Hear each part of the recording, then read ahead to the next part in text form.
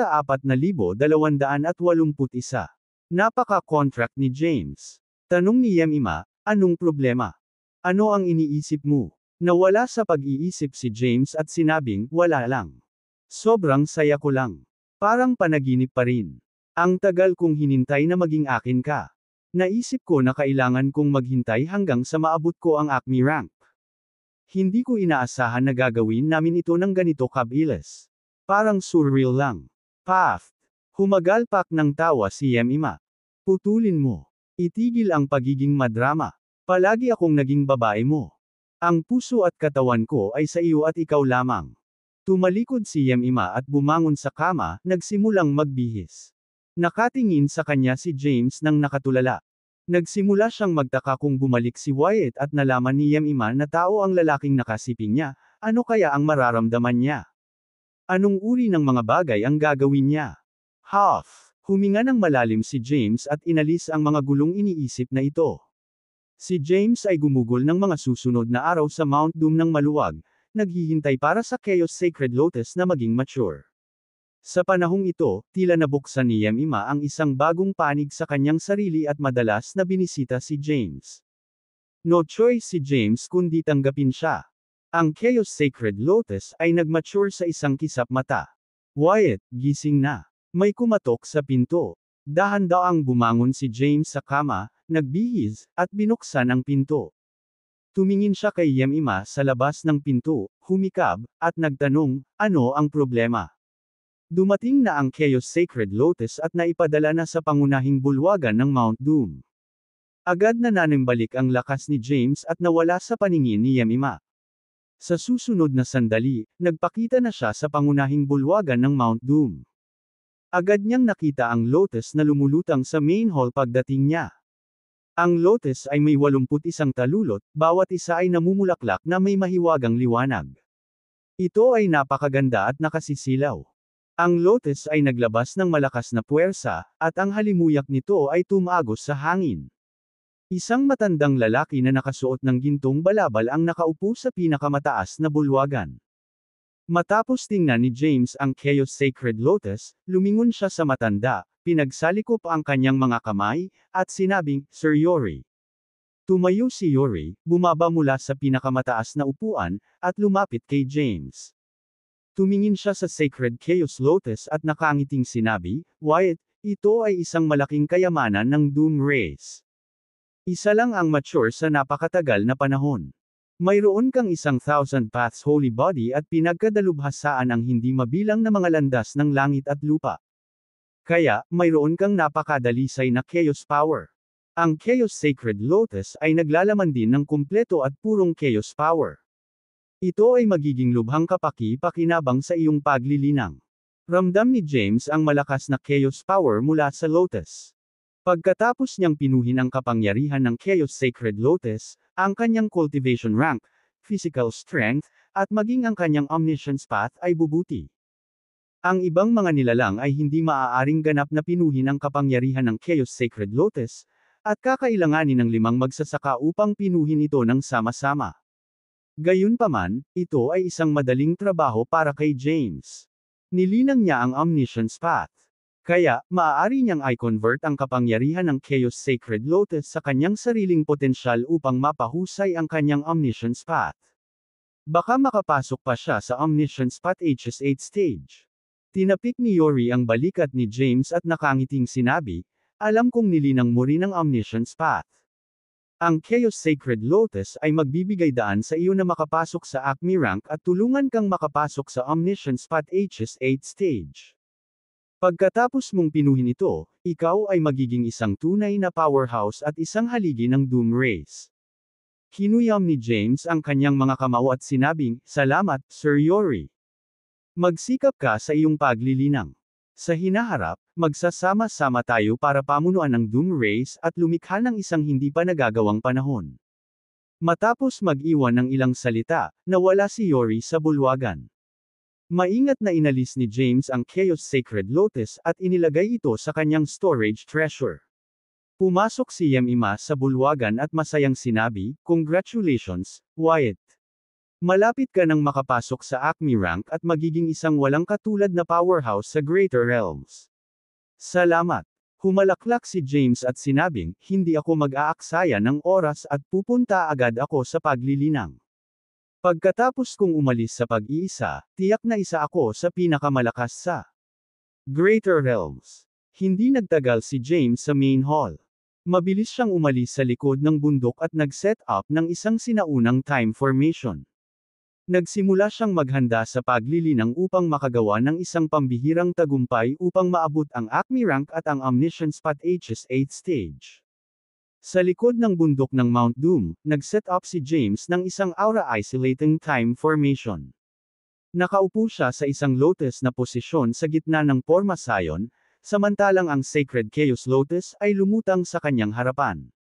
Ang Sacred Chaos Lotus ay ang kayamanan ng Doom Race. Ang Doom Race ay matatagpuan sa Doom Realm, na kung saan ay dinanggit ng rehiyon ng Chaos. Ito rin ang core ng Greater Realms.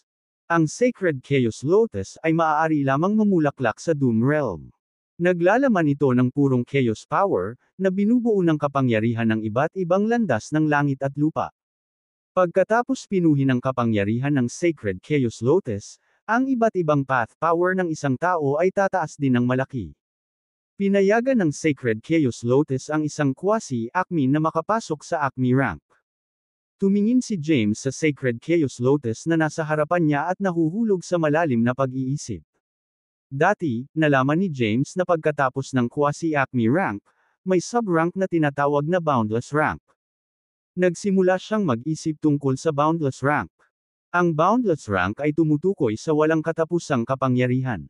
Habang nasa quasi-Acme rank, mapapahusay ng isa ang lakas ng isa hanggang sa pinakamataas na limitasyon. Sa ilalim ng normal na mga pangyayari, ang isang powerhouse sa quasi-boundless rank ay mas malakas kaysa sa isang permanence Acme. Si James ay palaging hinahabol ang limitasyon ng lakas. Noong nakaraan, palagi siyang lumalaban sa mga kalaban na mas malakas kaysa sa kanya. Kahit na siya ay isang quasi-Acme lamang, ang kanyang lakas ay nalampasan ang kanyang kasalukuyang ranggo. Sa kanyang kasalukuyang estado, maaari pa siyang kumuha ng cultivator sa early stage ng Terra Acme rank. Para madaling makapasok sa Acme rank, hindi nasiyahan si James. Sa paggawa nito, mamimiss niya ang boundless rank. Tiyak na makakaapekto ito sa kanyang lakas sa hinaharap. Matapos itong pag-isipang mabuti, nagpasya si James na maghintay para makapasok sa Acme rank. Gusto niyang humanap ng paraan para makapasok sa quasi-boundless rank. Sa kasamaang palad, ang kanyang kaalaman sa boundless rank ay napakalimitado. Sa pagkakaalam niya, si Deshawn lang ang nakapasok sa quasi-boundless rank. Huff! Huminga ng malalim si James. Inalis niya ang Chaos Sacred Lotus, ikinalat ang formation, at umalis sa likod na bundok. Sa sandaling iwaksi niya ang Porma Sion, naramdaman ni Yemima ang kanyang aura at mabilis na humarap sa kanya. Tinanong niya, hindi ba dapat naglilinang ka? Bakit ang aga mong lumabas? Sagot ni James, hindi ako kontento sa pagpasok sa Acme rank ng ganoon kadali. Alam kong may boundless rank pa rin, at gusto kong maabot muna iyon. Ha! Bahagyang natigilan si Yemima. Tumingin siya kay James at nagtanong, napakahirap ang pagpasok sa boundless rank, Wyatt. Sa katunayan, ito ay ganap na hindi kailangan. Ang iyong kasalukuyang lakas ay higit pa sa sapat. Pagkatapos mong makapasok sa Acme rank, lalo kang lalakas. Sumagot si James, hindi mo naiintindihan. Laging may mas malaking isda sa dagat. Walang kasing simple sa tila. Maraming mga mundo at lahi sa Greater Realms. Ang ilan ay mahilig magpakitang gilas, habang ang iba naman ay napakalihim. Ang ilang mga magsasaka ay nananatiling mababang profile at naglilinang sa dilim. Tulad ni Zizzle, sigurado akong maraming powerhouse ang nakatago sa iba't ibang lahi. Sige. Susuportahan kita kahit anong gawin mo. Suportado naman si Yemima sa desisyon ni James. Ibinigay na niya ang kanyang puso at katawan kay James. Gusto kong tingnan ang silid ng silid aklatan at tingnan ang ilang mga sinaunang aklat upang makita kung mayroong anumang naitala tungkol sa boundless rank. Dagdag pa rito, naaalala ko na mayroong isang elder doon na hindi nagpapakita ng kanyang sarili maliban kung ang ating lahi ay nahaharap sa isang mahalagang sitwasyon. Angkina ni James ang mga alaala ni Wyatt. Kaya, alam niyang may isang elder na nanatili sa silid ng silid aklatan. Ang cultivation base ng matanda ay isang misteryo. Sige na. Ikaw ang Great Elder at may karapatang pumasok sa silid ng silid aklatan kung gusto mo. Sige. Tumango si James at walang pag-aalinlangan na umalis patungo sa main deck. Ang silid ng aklatan ng Doom Race ay nasa likod ng pangunahing rurok. The Almighty Dragon General Chapter 4283 sa likod ng pangunahing tuktok ay isang kanyan. Isang malakas na pormasayon ang nagbabantay sa kanyan, at maraming disipulo ang nagpatrolya sa lugar. Kung walang pahintulot ng Patriarch, walang pinayagang pumasok. Kahit na ang mga matatanda ay hindi pinayagang pumasok sa silid ng silid aklatan. Sa sandaling lumitaw si James, may ilang gwardya na lumapit at lumuhad sa lupa. Mr. Wyatt, kinaweyan ni James ang kanyang kamay at sinabing, maaari kang tumayo. Tumayo ang mga guard at tumabi para makadaan si James. Lumapit si James sa kanyan. Tiningnan niya ang formation, kinuha ang eksklusibong selyo ng Great Elder, at ibinuhos dito ang bakas ng chaos power niya. Isang mahiwagang puwersa ang lumabas mula sa selyo at lumubog sa pormasayon. Maya-maya pa ay naghiwalay na ang pormasayon para makapasok siya. Mabagal na naglakad si James papunta sa malaking kanyan. Ang kanyan ay halos 100 metro ang lapad at tila napakalalim. Sa gilid ng mga kanyan ay may ilang mga pintong bato, bawat isa ay may marka ng ilang sinaunang salita. Iba't ibang koleksyon ng supernatural powers ang inilagay sa mga pintuan. Sa likod ng bawat pinto ay mayroon ding maliit na espasyo para sa paglilinang. Nagulat si James sa nakita. Ang Dooms ang pinakamalakas sa Greater Realms, at marami silang mapagkukunan. Mayroon silang malawak na koleksyon ng supernatural powers. Alinman sa kanila ay sapat na upang gawing powerhouse ang isang karaniwang magsasaka. Naglakad si James sa silid ng silid aklatan at lumingalinga sa paligid, sinusubukang maghanap ng mga aklat na may kaugnayan sa Boundless Rank. Maaari ba kitang tulungan? Biglang umalangaw-ngaw ang isang boses, at lumitaw ang isang matandang lalaki. Nakasuot ng kulay abong balabal ang matandang lalaki at may hawak na itim na tungkod. Siya ay may kulubat na anyo at medyo kuba, na naging dahilan upang magmukha siyang mas maikli kaysa sa kanyang aktwal na tangkad. Magalang na tinawag siya ni James, Sir. Alam niyang ang matanda sa silid ng silid aklatan ay may napakataas na katayuan sa lahi ng kapahamakan. Binantayan niya ang silid ng silid aklatan sa loob ng hindi mabilang na mga taon at hindi lumahok sa labanan ng kinubkob ng 10 dakilang lahi ang mga tao. Ang pangalan ng matanda ay Gabe Dalibor. Magalang na sinabi ni James, gusto kong makahanap ng ilang librong nauugnay sa Boundless Rank. Ang walang hangganan na ranggo. Bumantong hininga si Gabe at sinabing, natatakot akong bigon ka, ngunit walang anumang mga tala ng Boundless Rank sa silid ng silid aklatan. Sagot ni James, imposible naman yun. Umiral na ang ating lahi mula pa noong Sky Burial Age. Ang ating Grand Patriarch ay lumikha pa ng isang pinakamataas na supernatural power tulad ng Chaos Sacred Art. At saka, nakakolekta na siya ng napakaraming supernatural powers, kaya paanong wala tayong kinalaman sa Boundless Rank? Medyo naiintindihan ko ang Boundless Rank. Kung interesado ka, maaari akong magbigay sa iyo ng ilang mga payo. Naintriga kaagad si James sa kanyang mga sinabi at sumagot, syempre, gusto kong matuto mula sa iyo. Salamat, sir. Sa ganitong paraan, pakiusap. Magiliw na kilos ang ginawa ni Gabe. Sumunod si James sa direksyon na itinuro ni Gabe at tumungo ng malalim sa silid ng silid aklatan. Sa pinakamalalim na bahagi ng silid aklatan ay isang kakaibang mukhang malaking bato. Ang malaking bato ay halos 5 metro ang taas at lapad. Mayroon itong pabilog na hugis at mga mahiwagang linya na inukit dito, nakahawig ng masalimuot na meridian. Ang Chaos Boulder. Bulalas ni James.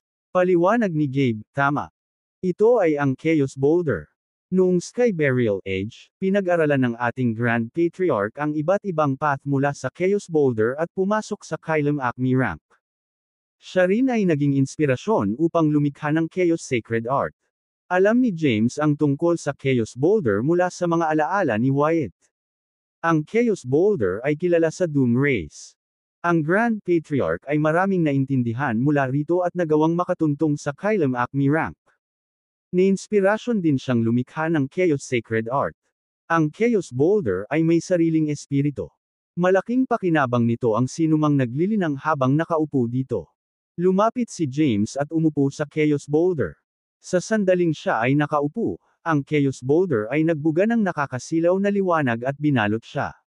Sa sandaling iyon, tila pumasok si James sa isang misteryosong estado. Isang eksena ng iba't ibang landas ng langit at lupa na umiikot sa Chaos Path ang sumagi sa kanyang isipan. Ito ay tumagal lamang ng napakaikling sandali, at hindi nagtagal ay nagkamalay siya. Bumalik sa normal ang Chaos Boulder. Tanong ni Gabe sa gilid, ano ang nakita mo? Sumagot si James, nakita ko ang iba't ibang path ng langit at lupa na umiikot sa Chaos Path. Tila ang Chaos Path ay isang pinakamataas na pag-iral kaysa sa iba pang mga path. Sinasamba. Maaari kong bigyang kahulugan ito bilang Chaos Power na pinakamataas, at ang iba pang path powers ay hindi maaaring ihambing dito. Ngumiti si Gabe, hindi nagkomento sa interpretasyon ni James. Iniba niya ang paksa at nagtanong, gusto mong makapasok sa Boundless rank, tama ba? Sumagot si James, oo. Ipinaliwanag ni Gabe, magiging available lang ang Boundless rank pagkatapos mong manatili sa isang lugar sa loob ng mahabang panahon. Kakailanganin mong patuloy na paikliin ang iyong base at lakas ng paglilinang nang hindi gumagawa ng anumang mga tagumpay. Maaari kang pumasok sa Boundless rank kapag malapit ka nang maabot ang susunod na Cultivation rank. Matagal bago maabot ang Boundless rank. Mayroon ka bang luho ng oras? Sa kasalukuyang sitwasyon ng Doom Race at the Greater Realms, natatakot ako na ang iyong mga ambisyon ay hindi magiging posible. Umalangaw-ngaw ang boses ni Gabe sa tenga ni James. Mukhang natauhan si James. Kailangan niyang patuloy na sugpuin ang kanyang cultivation rank at lakas para makapasok sa Boundless rank. Ibig sabihin ba nito ay kailangan kong maabot ang limitasyon ng aking kasalukuyang cultivation rank para makapasok sa Boundless rank? Kung ganoon lang kadali, kung gayon ang mga nanatili sa parehong ranggo sa mahabang panahon ay nasa Boundless rank, naisip ni James. Si Yori, Dolph, at ang iba pang powerhouse ng Doom Race ay naging Terra Acmins mula pa noong Primordial Realm era. Isang mahabang panahon ang lumipas mula noong Primordial Realm era. Kung ang pananatili sa isang cultivation rank sa mahabang panahon ay nagpapahintulot sa kanila na makapasok sa Boundless rank, matagal na nila itong naabot. Ibinahagi ni James ang kanyang mga saloobin. Ipinaliwanag ni Gabe, na misunderstood mo, Wyatt. Ang tinatawag na Boundless rank ay tungkol sa pag-abot sa mas malaking limitasyon sa cultivation rank ng isang tao sa kabila ng pagkakaroon na ng kakayahang tumapak sa susunod na rank. Ang mga powerhouse na nabanggit mo ay nanatili sa huling yugto ng Terra Acme rank, ngunit hindi pa nila maramdaman ang Kylem Acme rank. Dahil hindi nila ito nararamdaman, dapat nilang ipagpatuloy ang paglinang at pag-unawa sa iba't ibang mga landas. Nang marinig ito, tila mas naunawaan ni James. Natural, ang bawat cultivator ay may iba't ibang pangunawa sa Boundless rank. Ibinahagi ko lang ang akin sa iyo. Umaasa ako na makakatulong ito sa iyong paglilinang. Kung pipilitin mo pa ring pumasok sa Boundless rank pagkatapos marinig ang paliwanag ko, dapat kang maglibot sa Greater Realms para magsanay. Magagawa mong makatagpo ng higit pang mga powerhouse. Baka makakita ka pa ng taong nakapasok sa Boundless rank at matututo ka pa. Tumalon si James mula sa Chaos Boulder at ikinuyom ang kanyang mga kamao. Pasasalamat niyang sinabi, salamat sa paggabay, sir. Itinuro ni Gabe ang Chaos Boulder at sinabing, dapat mong dalhin ang Chaos Boulder. Magiging kapaki-pakinabang ito kapag nililinang ang Chaos Path at ang Sacred Chaos Art. Ito ang kagustuhan ng Grand Patriarch. Nagpaalam si James kay Gabe. Balik ka muna, sir. Nawala sa paningin si Gabe nang hindi sumagot kay James. Hindi na nagtagal pa si James at dali-daling lumabas ng silid-aklatan. Marami na siyang natamo habang matapos makalusot sa Doom Race. Siya ay naging Great Elder at nakakuha ng ilang mga kayamanan mula sa Doom Race, kabilang ang Sacred Chaos Lotus at ang Chaos Boulder. Ang Chaos Boulder ay magiging lubhang kapaki-pakinabang sa kanyang paglilinang. Pagkatapos makakuha ng ilang payo mula kay Gabe, bumalik si James sa Mount Doom. Nakipagkita siya kay Yemima at ibinahagi ang kanyang plano na magsanay sa labas ng Doom Realm ng ilang panahon. Gusto mong mag-train sa labas? Bahagyang natigilan si Yemima. Nag-aalalang sabi niya, kakatapos lang ni Yori ang Patriarch at gustong mangolekta ng mga token ng ibang lahi. Gusto niyang mabilis kang makapasok sa Acme rank para matulungan mo siyang makamit ang kanyang layunin. Pakakawalan ka ba niya sa oras na ganito? Wala akong ideya. Umiling si James. Hindi siya sigurado kung papayag si Yori na paalisin siya. Gayunpaman, determinado si James. Kung pumasok siya sa Boundless rank, ito ay garantisadong ang kanyang lakas sa Acme rank ay magiging top-notch. Kinailangan niyang maging isang walang katulad na powerhouse para tulungan ang mga tao na magkaroon ng foothold sa Greater Realms. Sa pamamagitan lamang ng pagiging malakas ay magiging pinakamalakas ang human race. You'll have to discuss it with him. Biglang sinabi ni Yemima, sasama ako sa iyo sa pagsasanay. Ano? Nagulat si James. Nagpout si Yemima at hindi nasisiyahang sinabi, anong problema? Ayaw mo akong sumama. Nakalimutan mo bang Acmin ako? Hindi kita hihilahin pababa. Sa tingin mo hindi ko alam na binabalak mong pumunta sa Cloud Race o Angel Race para makita si Yento o si Leilani. Alam ni Yemima ang nangyari sa sinaunang kaharian. Napahiya si James. Talagang pinaplano niyang bisitahin ang Angel Race dahil binanggit ni Gabe ang isang cultivator mula sa Angel Race na pumasok sa Boundless rank mula sa Permanence Acme rank. Gayunpaman, hindi sumagi sa isip niya sina Leilani at Yenta. Ang kanyang mga aksyon sa sinaunang kaharian ay isang gawa lamang. Tapos, settled na. Pag-usapan mo ito kay Sir Yori. Kung papayag siya, sasama ako. Tinulak ni Yemima si James. Walang choice si James kundi ang tumango bilang pagsang-ayon. Umalis siya sa Mount Doom at nagtungo sa pangunahing tuktok upang salubungin si Yori. Ipinaliwanag ni James ang kanyang plano kay Yori. Napatingin sa kanya si Yori na may pagtataka. Ang walang hangganan na ranggo. Sabi ni James na may determinasyon, Sir Yori, hindi ako makontento sa pagpasok lang ng Acme rank ng ganito. Gusto ko munang makapasok sa Boundless rank. Ang paggawa nito ay magpapalakas sa akin kapag pumasok ako sa Acme rank. Hindi nasisiyahan, sinabi ni Yori, ang iyong Chaos Path ay mas malakas na kaysa sa iba na kapareho mo. Sa tingin ko ay hindi na kailangan na manatili ka sa quasi-Acme rank para lang makapasok sa Boundless rank. Maaantala ang mga plano ko.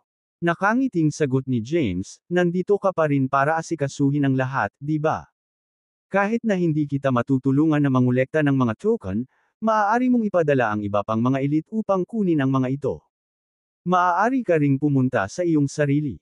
Hindi nag-alala si James na makukuha ni Yori ang Blithe Omniscience dahil mayroon siyang mga token ng Cloud Race. Hanggat hindi makakolekta si Yori ng 10 sa mga token, hindi niya mabubuksan ang formation. Hindi kailanman ibibigay ni Soren ang Blithe Omniscience kung hindi siya papakawalan. Samantala, nais ni James na gamitin ang pagkakataon na makipagkita muli kay Thea. Maaari niyang dalhin siya sa Cloud Race para lihim na makipagkita kay Soren. Hanggat naniniwala si Soren na si James ay isang tao, tiyak na ipapasa niya ang Blithe Omniscience. Napatitig si Yori kay James. Pagkatapos mag-isip tungkol dito, sinabi niya, bibigyan kita ng ilang oras. Mayroon kang isang epoch. Kung hindi ka pa nakakapasok sa quasi-boundless rank noon, kailangan mong bumalik at pumasok sa Acme rank.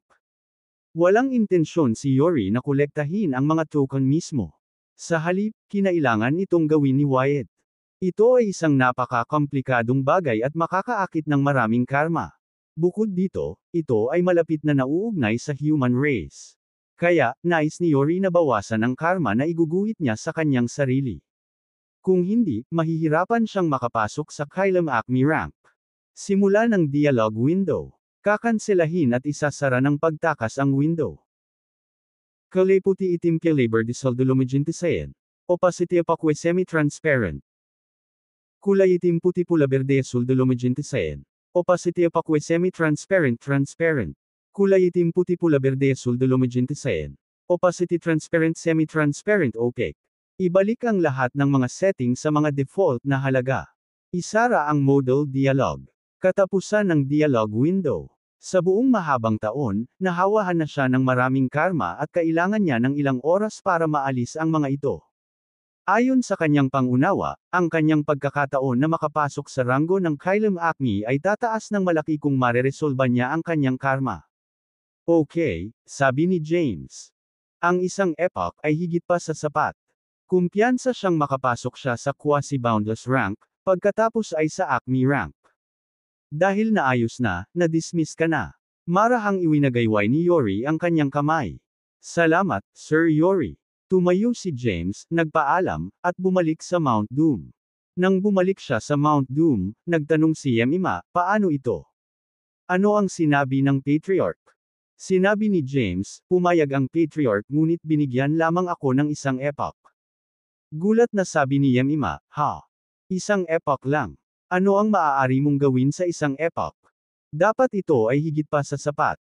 Tumingin si James sa kanya at mataimtim na sinabi, Yemima, ayokong sumunod ka sa akin sa pagkakataong ito.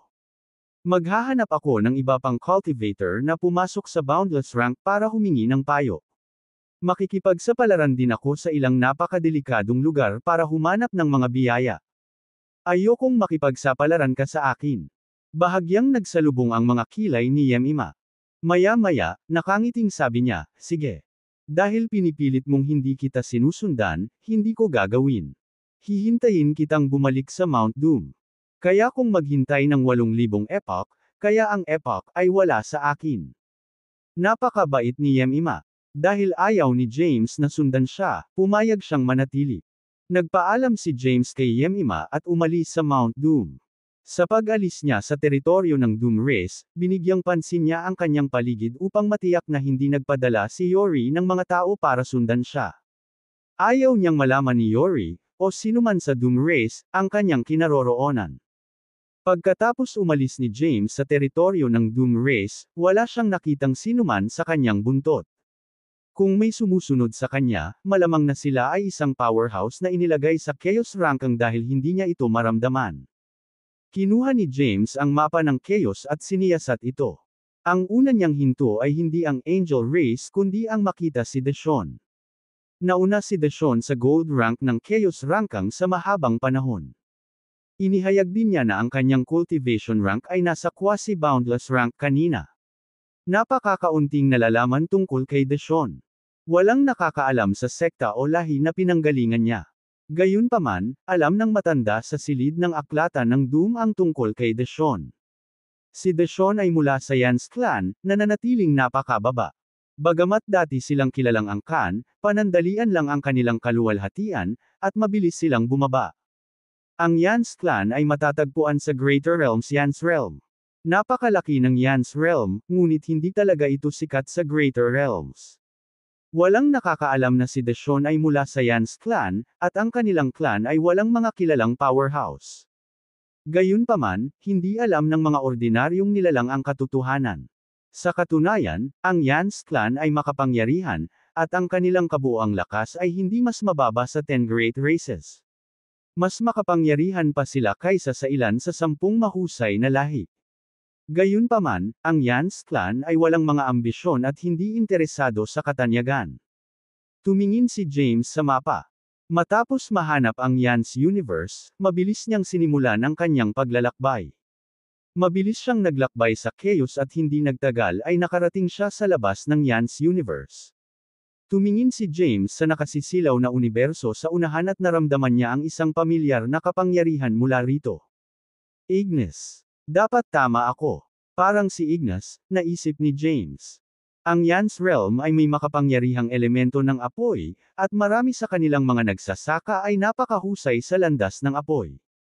Kamandat ang katawan ni James, at walang pag-aalinlangan siyang pumasok sa Yans universe. Naglakbay siya sa Yans universe, patungo sa angkan ni Deshawn. Si Deshawn ay mula sa pinakamalakas na angkan sa Yans universe. Gayunpaman, kakaunti ang nakakaalam tungkol sa Yans clan. Iilan lamang sa mga powerhouse at malalaking pamilya o sekta ang nakakaalam tungkol sa pagkakaroon nito. Ang mga cultivator sa ancestral god rank ay walang kaalam-alam tungkol sa Yans clan. Ang Yans clan ay matatagpuan sa isang espiritual na bundok sa loob ng Yans realm. Ang espiritual na bundok ay tinawag na Mount Inferno. Napapaligiran ng isang pormasayon ang bundok, na ginagawang imposibleng matukoy maliban kung naabot ng isa ang Acme rank. Si James ay lumitaw sa labas ng Mount Inferno. Bagamat hindi pa niya naabot ang Acme rank, ang kanyang cultivation base at comprehension ay nagbigay daan sa kanya na maramdaman ang formation. Maaaring basagin ni James ang protection na pormasayon sa paligid ng Mount Inferno sa kaunting oras. Naglakad siya papunta sa gate ng bundok, tumingin sa bulubunduki na may mahinang espiritual na enerhiya, at sumigaw, narito si Wyatt mula sa Doom Race para bisitahin. Umalangaw-ngaw ang kanyang boses sa buong teritoryo ng Yans clan. Agad na naalarma ang mga senior member ng Yans clan at mabilis na nagtipon. Bakit pumunta si Wyatt upang bisitahin ang aming angkan sa oras na ganito? Ang Doom Race ay napaka-ambisyoso. Matapos maging patriarch si Yori, dapat ay gumawa siya ng detalyadong plano upang palawakin ang kanilang lahi. Hindi kaya ipinadala nila si Wyatt upang subukang sakupin ang ating angkan. Ang aming angkan ay hindi kailanman nakikialam sa mga gawain ng labas ng mundo, ni wala kaming anumang pagnanais na makakuha ng kapangyarihan. Kahit na gusto ng Doom Race na palawakin ang kanilang kapangyarihan, bakit sila lalapit sa atin? Ang pangalan ni Wyatt ay kumalat sa buong Greater Realms. Ang kanyang mga gawa at ang labanan sa sinaunang kaharian ay kumalat ng malawak at malayo. Alam ng lahat na si Wyatt ay may nakakatakot na lakas, at kahit isang Terra Acmin ay hindi siya kayang talunin. Dahil sa kanyang hitsura, nagpanik ang miyembro ng Yans clan. Ama, mga nakatatanda. Si Deshawn ay humakbang pasulong, ikinulong ang kanyang mga kamao, at tumingin sa lahat ng tao sa bulwagan, sinabing, nakilala ko na si Wyatt dati at alam ko ang kanyang pagkatao. Malamang wala siya dito para i-recruit kami. Bukod dito, napakahusay niya sa mga pormasayon, at hindi siya haharangan ng aming pormasayon. Dapat nating buksan ang pormasayon, tanggapin siya, at subukang malaman kung ano ang gusto niya. Isang lalaking nasa katanghaliang gulang na nakasuot ng gintong robe ang nakaupo sa pinakamataas na upuan. Ang patriarch ng Yans clan ay same time na nagsabi, kung siya ay dumating upang i-recruit tayo, ano ang dapat nating gawin? Dapat ba natin siyang ipaglaban ng buong lakas o masunarang sumang-ayon sa kanya? Kung sasali tayo sa kanila, kailangan nating ipaglaban sila. Naguguluhan na sinabi ni Deshawn, napakalakas ng Doom Race. Kung gusto talaga nilang sumama tayo sa kanila, wala tayong choice kundi pumayag. Kung susubukan nating labanan sila, ang ating buong angkan ay mapapawi. Ang mga matatanda ng Yans clan ay may mga solemn na ekspresyon. Nanatili silang nakahiwalay at wala sa mga gawain ng Greater Realms. Kaya, wala sa kanila ang umasa na darating ang Doom Race para hanapin sila. Ang hitsura ni James ay nagdulot ng gulat sa Yans clan. Sa kabuuang lakas ng Yans clan, madali nilang haharapin si James. Simula ng dialogue window. Kakanselahin at isasara ng pagtakas ang window. Gayunpaman, ang Doom Race ay hindi magiging isang madaling kalaban. Nagsimulang suriin ng lahat sa Yans clan kung bakit sila binisita ni James. Gayunpaman, imposibleng hulaan ang layunin ni James sa pagbisita sa Yans clan. Hinikayat muli ni Deshawn, ama, mga elder, mangyaring buksan ang pormasayon at anyayahan si Wyatt sa ating bundok. Naisip ang patriarch ng Yans clan. Maya-maya, sabi niya, open the formation. Deshawn, pumunta at tanggapin si Wyatt at magtanong tungkol sa layunin ng kanyang pagbisita. Pag-uusapan natin ang mga bagay-bagay pagkatapos malaman kung bakit siya nandito. Sige. Matapos makatanggap ng pahintulot, mabilis na naglakad si Deshawn patungo sa pormasayon. Naghintay si James sa labas ng formation. Ang anunsyo ng kanyang pagdating ay kumalat na sa buong Yans clan. Lumipas ang mahabang panahon, ngunit hindi pa nabubuksan ang pormasayon. Sa kabila nito, matiyag ang naghintay si James dahil narito siya upang humingi ng gabay sa paglilinang. Makalipas ang ilang saglit, sa wakas ay bumukas na ang Porma Sion. Isang masaganang Empyrean spiritual energy ang bumulwak mula sa formation sa sandaling ito ay bumukas. Isang mag-ara na binata na nakasuot ng puting roba ang lumabas sa formation at ngumiti ng matangkad. Wyatt. Deshawn beamed with a bright smile at umarteng malapit na malapit kay James. Pasok ka sa loob. Personal na dumating si Deshawn upang salubungin at anyayahan si James sa teritoryo ng Yance clan. Bahagyang tumango si James at dumaan sa formation. Ang mga tanawin sa harap niya ay nagbago ng husto. Bago dumaan sa formation, mahina ang spiritual energy na naramdaman niya mula sa bulubundukin. Ngayong nasa kabilang parte na siya ng formation, parang ibang-iba na ang lugar. Ito ay isang magandang tanawin na may malalawak na bundok at ilog. Hindi mabilang na mga espiritual na bundok ang nakikita, at maging ang mga espiritual na crane ay lumilipad sa buong kalangitan. Ngumiti si Deshawn at pansamantalang nagtanong, hindi ba dapat nangongolekta ka ng mga token mula sa 10 Great Races ngayon? Ano ang nagdadala sa iyo sa Yance clan? Namuhay kaming hiwalay sa Greater Realms, at kakaunti lang ang nakakaalam tungkol sa amin at sa aming punong tanggapan. Lokasyon. Sino ang nagsabi sa iyo tungkol sa aming kinaroroonan? Samantala, binigyang pansin ng mga powerhouse sa main hall ang bawat kilos ni James. Napabuntong hininga ang lahat, naghihintay ng sagot ni James. Nakangiting sabi ni James, I didn't come with ill intentions. Pumunta lang ako para tanungin ka. Sa wakas ay gamaan ang loob ni Deshawn. Ang iba pang matatandang miyembro ng Yance clan ay pinaluwag din. Pagkatapos huminahon, naguguluhan na nagtanong si Deshawn, nandito ka para magtanong sa akin ng ilang katanungan. Tumango si James at sinabing, yeah. Naaalala ko na sinasabi mong nakapasok ka sa quasi-boundless rank. Interesado ako sa boundless rank. Tumigil ako sa pag-absorb ng Chaos Sacred Lotus at ng pagkakataong makapasok sa Acme rank para makapasok muna sa boundless rank. Matapos malaman ang balak ni James na bisitahin siya, ngumiti si Deshawn. Ganun ba? Pagkatapos, napunta ka sa tamang tao. Sa pagkakaalam ko, ako lang ang quasi-acme na nakapasok sa quasi-boundless rank. Walang sinuman sa Permanence Acme o Terra Acme rank ang nakaabot sa boundless rank. Napangiti ng mahina si James at naisip, walang tao. Naturally, walang makakaalam kung hindi nila ito inihayag sa publiko. Ang kasaysayan ng Greater Realms ay bumalik sa nakaraan, at hindi mabilang na mga panahon ang lumipas. Ang ilang mga powerhouses ay dapat na nakaligtas sa mga mahabang taon na ito.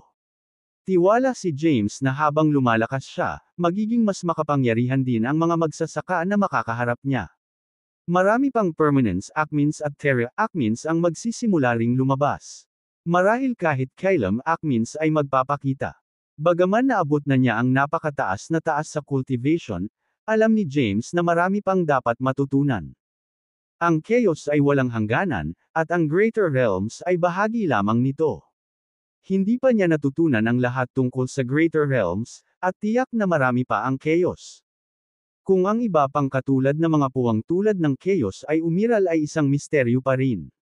Marahil ay malalapit lang siya sa katotohanan pagkatapos maabot ang Kylem Acme rank, na pinangarap ng bawat powerhouse na nakaligtas sa Sky Burial Age. Inalis ni James ang kanyang iniisip. Nagpatuloy si Deshawn, na nagsabing, dahil bumisita ka, paano kung manatili dito ng ilang sandali? Kung mayroon kang anumang mga katanungan, narito ako upang tulungan ka. Ibabahagi ko sa iyo ang lahat ng nalalaman ko. Sinundan ni James si Deshawn sa isang espiritual na bundok. Sabi ni Deshawn, dito ako nakatira. Maaari kang manatili dito sa ngayon. Bago pa siya matapos magsalita, sumabad si James, na nagsabing, isang panahon lang ang ibinigay sa akin ng ating patriarch. Pagkatapos ng oras, kailangan kong bumalik sa bahay. Bago bumalik, kailangan kong ipasok ang quasi-boundless rank, o mas mabuti pa, ang Permanence Acme rank. Wala akong masyadong oras, kaya dumiretso na tayo. Nakasimangot si Deshawn habang sinulyapan si James. Ang isang epoch ay hindi sapat na oras, Wyatt. Alam mo ba kung gaano ako katagal na natili sa quasi-acme rank bago pumasok sa boundless rank? Isa na akong quasi-acme noong Primordial Realm era at kamakailan lang nakapasok sa quasi-boundless rank. Alam ni James ang mga paghihirap ngunit nasa isang karera laban sa oras. Hindi siya bibigyan ni Yori ng maraming oras, at hindi rin makapaghintay ng ganoon katagal ang human race. Sabi ni James, sabihin mo muna sa akin ang tungkol sa iyong pag-unawa sa boundless rank. Sige. Punta muna tayo sa likod ng bundok. Dinala ni Deshawn si James patungo sa likuran ng espiritual na bundok. Sa likod ng espiritual na bundok ay isang magandang talon. Si James at Deshawn ay nakaupo sa isang bato bago ang talon. Ang walang hangganan na ranggo ay tungkol sa patuloy na pagpapabuti ng lakas. Ang isang powerhouse sa quasi-boundless rank ay mas malakas kaysa sa isang tao sa early stage ng permanence acme rank. Upang makapasok sa walang hangganan na ranggo, kailangan mong maabot ang limitasyon ng bawat ranggo at makakuha ng mahusay na lakas. Kapag naramdaman mo na ang isang pagkakataon upang magtagumpay, kailangan mong paikliin ang iyong ranggo sa paglilinang at patuloy na pagbutihin ang iyong lakas hanggang sa hindi ka na umunlad. Ibinahagi ni Deshawn ang kanyang pang-unawa sa boundless rank. Kumunot ang noo ni James. Hanggang sa hindi na ako makapag-improve. Sumagot si Deshawn, tama. Ang boundless rank ay tungkol sa patuloy na pagtulak sa limitasyon ng iyong lakas. Sa teorya, mananatili ka sa quasi-boundless rank sa loob ng mahabang panahon, ngunit ang iyong lakas ay patuloy na bubuti ng walang mga hadlang. Kung hindi ako nagkakamali, maaari mong maabot ang ranggo ng Kylem Acme o lampasan pa ito. Hanggat mayroon kang sapat na oras, posible. Lalong nagsalubong ang mga kilay ni James. Walang hangganan na ranggo. Itulak ang limitasyon. Ang paliwanag ni Deshawn ay katulad ng paliwanag ng matanda sa silid-aklatan ng Doom Race. Gayunpaman, ang pagbabahagi ni Deshawn ay mas mahirap intindihin. Sa pagkakaalam ni James, ang bawat cultivation rank ay may limitasyon. Matapos maabot ang limitasyon ng ranggo, imposibleng pumunta pa. Ang isa ay kailangang pumasok sa susunod na ranggo ng paglilinang upang makakuha ng higit na lakas. Tama iyan. Ang boundless rank ay nagbibigay daan sa iyo na patuloy na lumakas. Ipinaliwanag ni Deshawn, gayunpaman, ito ang aking teorya mula sa aking natutunan. Marahil, hindi pa talaga ako nakakapasok sa boundless rank. Nasa quasi-boundless rank lang ako, na medyo mas malakas kaysa sa quasi-acme rank o baka mas mataas ng konti sa permanence acme rank. Ang lakas ko ay katumbas lang siguro ng middle stage ng permanence acme rank. Gayunpaman, pakiramdam ko ay naabot ko na ang limitasyon ng aking lakas at hindi na lumaki. Baka kailangan kong pumasok sa acme rank para lumakas. The Almighty Dragon General Kabanata 4270 pag-unawa sa teorya at matagumpay na paglinang nito ay dalawang magkaibang bagay. Ayon sa teorya ni Deshawn, pinahintulutan ng boundless rank ang isa na patuloy na mapabuti ang lakas habang nananatili sa parehong ranggo ng cultivation. Gayunpaman, ang kanyang lakas sa quasi-acme rank ay umabot sa isang limitasyon, at walang paraan upang mapabuti. Dahil wala siyang pag-unlad, umalis siya sa Yan's Realm upang lumahok sa kompetisyon ng Doom Race, umaasang manalo sa Sacred Chaos Lotus at makapasok sa Acme rank. Napaisip si James sa sinabi ni Deshawn. May iba ka pa bang gustong malaman? Matapos mag-isip sandali, nagtanong si James, basta malakas ako, makapasok ako sa boundless rank, di ba? Sumagot si Deshawn, mula sa aking pag-unawa, mayroong kinakailangan upang makapasok sa boundless rank. Oh, naintriga, nagtanong si James, ano ang kinakailangan? Ipinaliwanag ni Deshawn, pagkatapos na makapasok sa huling yugto ng quasi-acme rank, sa sandaling malapit ka ng gumawa ng isang pambihirang tagumpay, kailangan mong paikliin at pagbutihin ang iyong lakas ng sabay-sabay. Kung mas lumalakas ka, mas mahirap itong i-condense. Kapag naramdaman mo na ang iyong lakas ay umabot na sa punto kung saan imposible nang mag-condense, malamang na naabot mo na ang boundless rank. Walang ideya si Deshawn kung paano naabot ng iba ang boundless rank.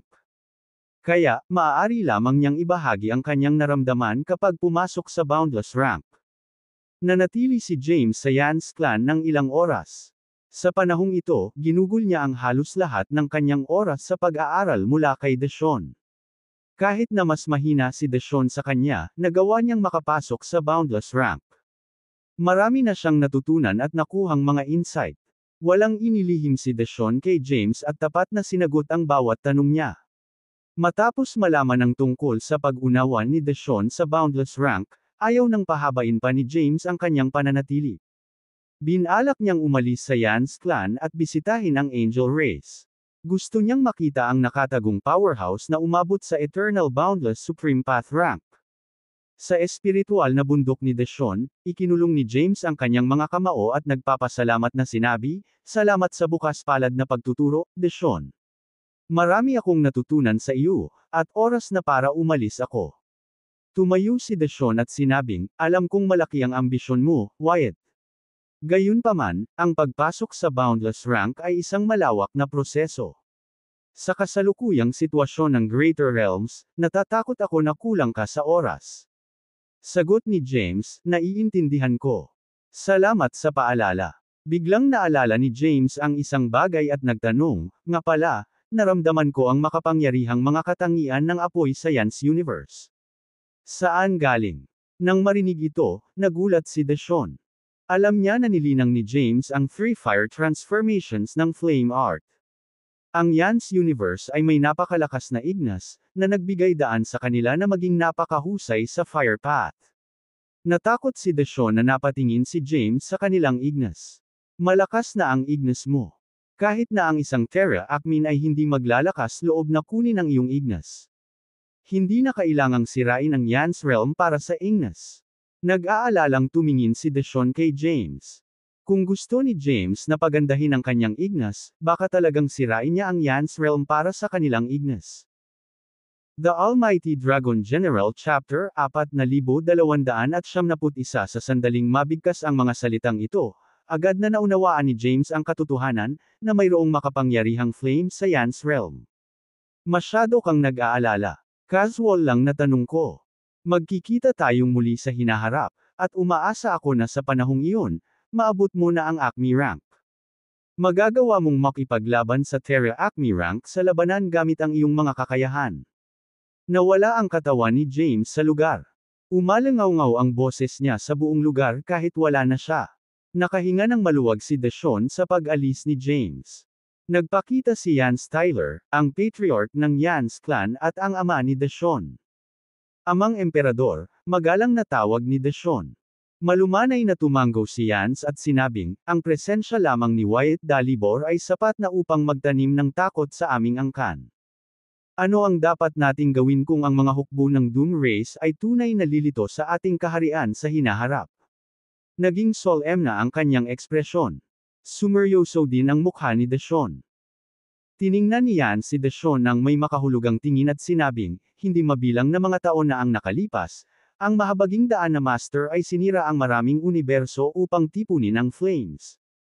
Ang ating universo, kung saan naninirahan ang ating angkan, ay nagtataglay ng isang mabigat na pinagmumulan ng apoy. Ang aming angkan ay pinilit sa pag-iisa, hindi na nakikialam sa mga panlabas na gawain upang protektahan ang aming pinagmulan ng apoy mula sa pagnanakaw." Isang mahinang buntong hininga ang pinakawalan ni Yans.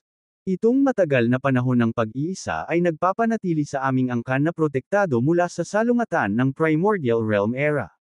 Gayunpaman, nararamdaman ko na hindi na natin maiiwasan ang kasalukuyang mga pangyayari, aniya. Sa isang maayos na paraan, nagtanong si Deshawn, "Amang Emperador, ano ang iyong plano?" Ipinaliwanag ni Yans, "Ang aming angkan ay nagtataglay ng napakalaking kapalaran dahil sa iyong presensya, na bahagyang mas mababa kaysa sa 10 dakilang lahi. Ngunit, hindi na tayo maaaring manatiling nakatago sa kasalukuyang sitwasyon. Kapag ang mga ambisyon ng Doom Race ay ganap na nahayag, ang aming angkan ay walang alinlangan na haharapin ang mga kahihinatnan. Kailangan natin ng mahusay na kapangyarihan upang mabuhay sa hinaharap na kaguluhan. Ikaw ang pag-asa ng aming angkan. Sana ay mabilis mong maabot ang Permanence Acme rank o di kaya ay ang Terra Acme rank para magkaroon ng totoong powerhouse ang clan natin. Kahit na sa gitna ng paparating na kaguluhan, ang aming angkan ay mapangalagaan ang flames. Ang paglitaw ng pagpapanggap ni James kay Wyatt ay nagdulot ng isang pakiramdam ng krisis sa gitna ng nakakubli na Yance clan, na naging walang malasakit sa mga makamundong gawain. Puno ng determinasyon ang ekspresyon ni Deshawn habang same time niyang ipinahayag, "Buong puso kong iaalay ang aking sarili sa paglilinang. Papasok na ako ngayon sa closed-door meditation at magsisikap na makamit ang Permanence Acme rank sa lalong madaling panahon upang matiyak ang kaligtasan ng santuwaryo ng aming angkan." Si Deshawn ang naging huling pag-asa ng Yance clan.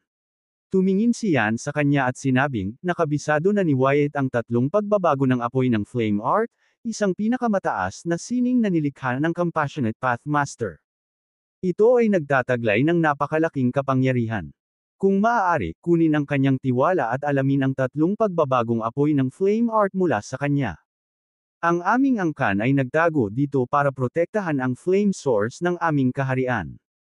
Tiyak na malalampasan mo ang lakas mo kay Wyatt Dalibor kung makuha mo ang 3 pagbabagong sunog ng Flame Art. Nang marinig ito, bahagyang kumunat ang noo ni Deshawn. Ang pagkuha ng 3 pagbabagong sunog ng Flame Art mula kay James na nagpapanggap bilang Wyatt ay isang mahirap na gawain, marahil ay mas mahirap kaysa sa pagpasok sa Terra Acme rank. Kalahati. Pare Emperor, ang Fire Flame ng aming clan ay isang pinakamataas na kasanayan din. Kapag nilinang sa sukdulang antas nito, maaaring hindi ito mababa sa 3 pagbabagong sunog ng Flame Art. Hindi na kailangang ituloy ang 3 fire transformations ng Flame Art. Bukod pa rito, wala akong kumpiyansa na makuha ang tiwala ni Wyatt at makuha ang kasanayan. Gayunpaman, ang paglilinang ng Fire Flame ay lubhang mahirap. Napabuntong hininga si Yance at nagpatuloy, maaari nating pag-usapan ang bagay na ito mamaya. Sa ngayon, dapat kang tumuon sa iyong closed-door meditation at magsikap na makamit ang Permanence Acme rank sa lalong madaling panahon. Naiintindihan. Matapos matanggap ang utos, agad na nagpatuloy si Deshawn sa saradong pagmumuni-muni at nagsimula sa kanyang paglalakbay upang maabot ang Permanence Acme rank. Samantala, umalis na si James sa Yance realm kung saan naninirahan ang Yance clan. Ang kanyang susunod na destinasyon ay ang Thaler realm. Ang Thaler realm universe ay nagsilbing base camp ng Angel Race, isa sa Greater Realms 10 Great Races. Hawak nila ang isang kilalang posisyon sa gitna ng 10 mahusay na karera, ipinagmamalaki ang maraming kakilakilabot na overworld outsiders sa loob ng kanilang angkan. Sinabi sa kanya ni Gabe Dalibor, ang sect elder ng Secret Library sa Doom Race, na kabilang sa Angel Race, mayroong isang overworld outsider na nakamit ang estado ng Eternal Boundless Supreme Path. Nagsimula si James sa isang paglalakbay sa Thaler realm of the Angel Race na may layuning hanapin ang overworld outsider na ito, makipag-usap sa kanya, at magkaroon ng mas malalim na pag-unawa sa Boundless rank. Ito ay maghahanda sa kanya sa landas upang maabot ang estado ng Boundless rank. The Almighty Dragon General Chapter 4272 pagkatapos lisanin ang Yance Universe, mabilis na binagtas ni James ang malawak na chaos. Ito ay medyo madali para sa kanya na maglakbay mula sa isang universo patungo sa isa pa sa kanyang kasalukuyang ranggo, kahit na ang distansya sa pagitan ng 2 universo ay napakalawak. Mabilis siyang lumitaw sa chaotic void sa labas ng Thaler Realm Universe. Walang pag-aalinlangan, humakbang siya pasulong at pumasok. Sa susunod na sandali, nagpakita na siya sa Thaler Realm Universe. Sa tuktok ng bundok ng Mount Eden sa Thaler Realm, isang babae ang nakaupo sa looban ng isang isla sa gitna ng lawa. Siya ay may nakamamanghang kagandahan at naglabas ng isang ethereal alindog. Nakatingin siya sa malayo na may malungkot na ekspresyon. Prinsesa, maaari ko bang tanungin ang dahilan sa likod ng iyong kalungkutan mula noong bumalik ka mula sa Doom Race? Sabi ng mapang-akit na maid na nakatayo sa gilid niya. Si Leilani, nang mapagtanto ang sitwasyon, ay nagpakawala ng mahinang buntong hininga at tumugon, hindi ako sigurado sa nangyayari. Naranasan ko na ang pakiramdam ng hindi mapakali. Sa tuwing nasasaksihan ko si Wyatt na gumaganap ng 3 pagbabago ng apoy ng sining, isang tiyak na imahe ang kumukutitap sa aking isipan, na para bang nagpupuyat ng ilang malalim na alaala sa loob ko. Gayunpaman, hindi ko na sila maalala. Natagpuan ito ni Leilani na kakaiba. Hindi niya dapat nararanasan ang ganoong bagay pagkatapos maabot ang kanyang kasalukuyang ranggo. Gayunpaman, nangyari ito sa kanya. May memorya ako na nabura. Hindi ko na maalala, kahit anong pilit kong alalahanin. Gayunpaman, maaari kong isipin na ang alaalang ito ay tiyak na nagsasangkot ng flames, ang tatlong pagbabago ng apoy ng flame art, at marahil kahit na ilang impormasyon tungkol sa Compassionate Path Master, mahinang sabi ni Leilani. Prinsesa, hindi mo na kailangang pag-isipan pa. Kung tunay mong nadarama na isang bahagi ng iyong alaala ang nawala, inirerekomenda kong humingi ng payo sa Patriarch. Marahil ang mga matatanda ng sekta sa aming angkan ay nagtataglay ng kaalaman o pamamaraan upang mabawi ang mga nawalang alaala na iyon, mungkahi ng katulong sa tabi niya. Ma'am, marahang tumanggo si Leilani bilang pagsang-ayon. Kumbinsido siya na ang bagay na ito ay kailangang iparating sa overworld outsider sa loob ng clan. Hindi nag-aksaya ng oras, agad na tumayo si Leilani mula sa kanyang upuan at umalis sa Mount Eden. Sa isang kisap mata, nabuhay siya sa tuktok ng Angel Rays. May nakatayong patio sa gitna ng mga dalasdis ng pangunahing tuktok. Ito ang nagsilbing tirahan ni Jethro, ang pinuno ng angkan ng anghel.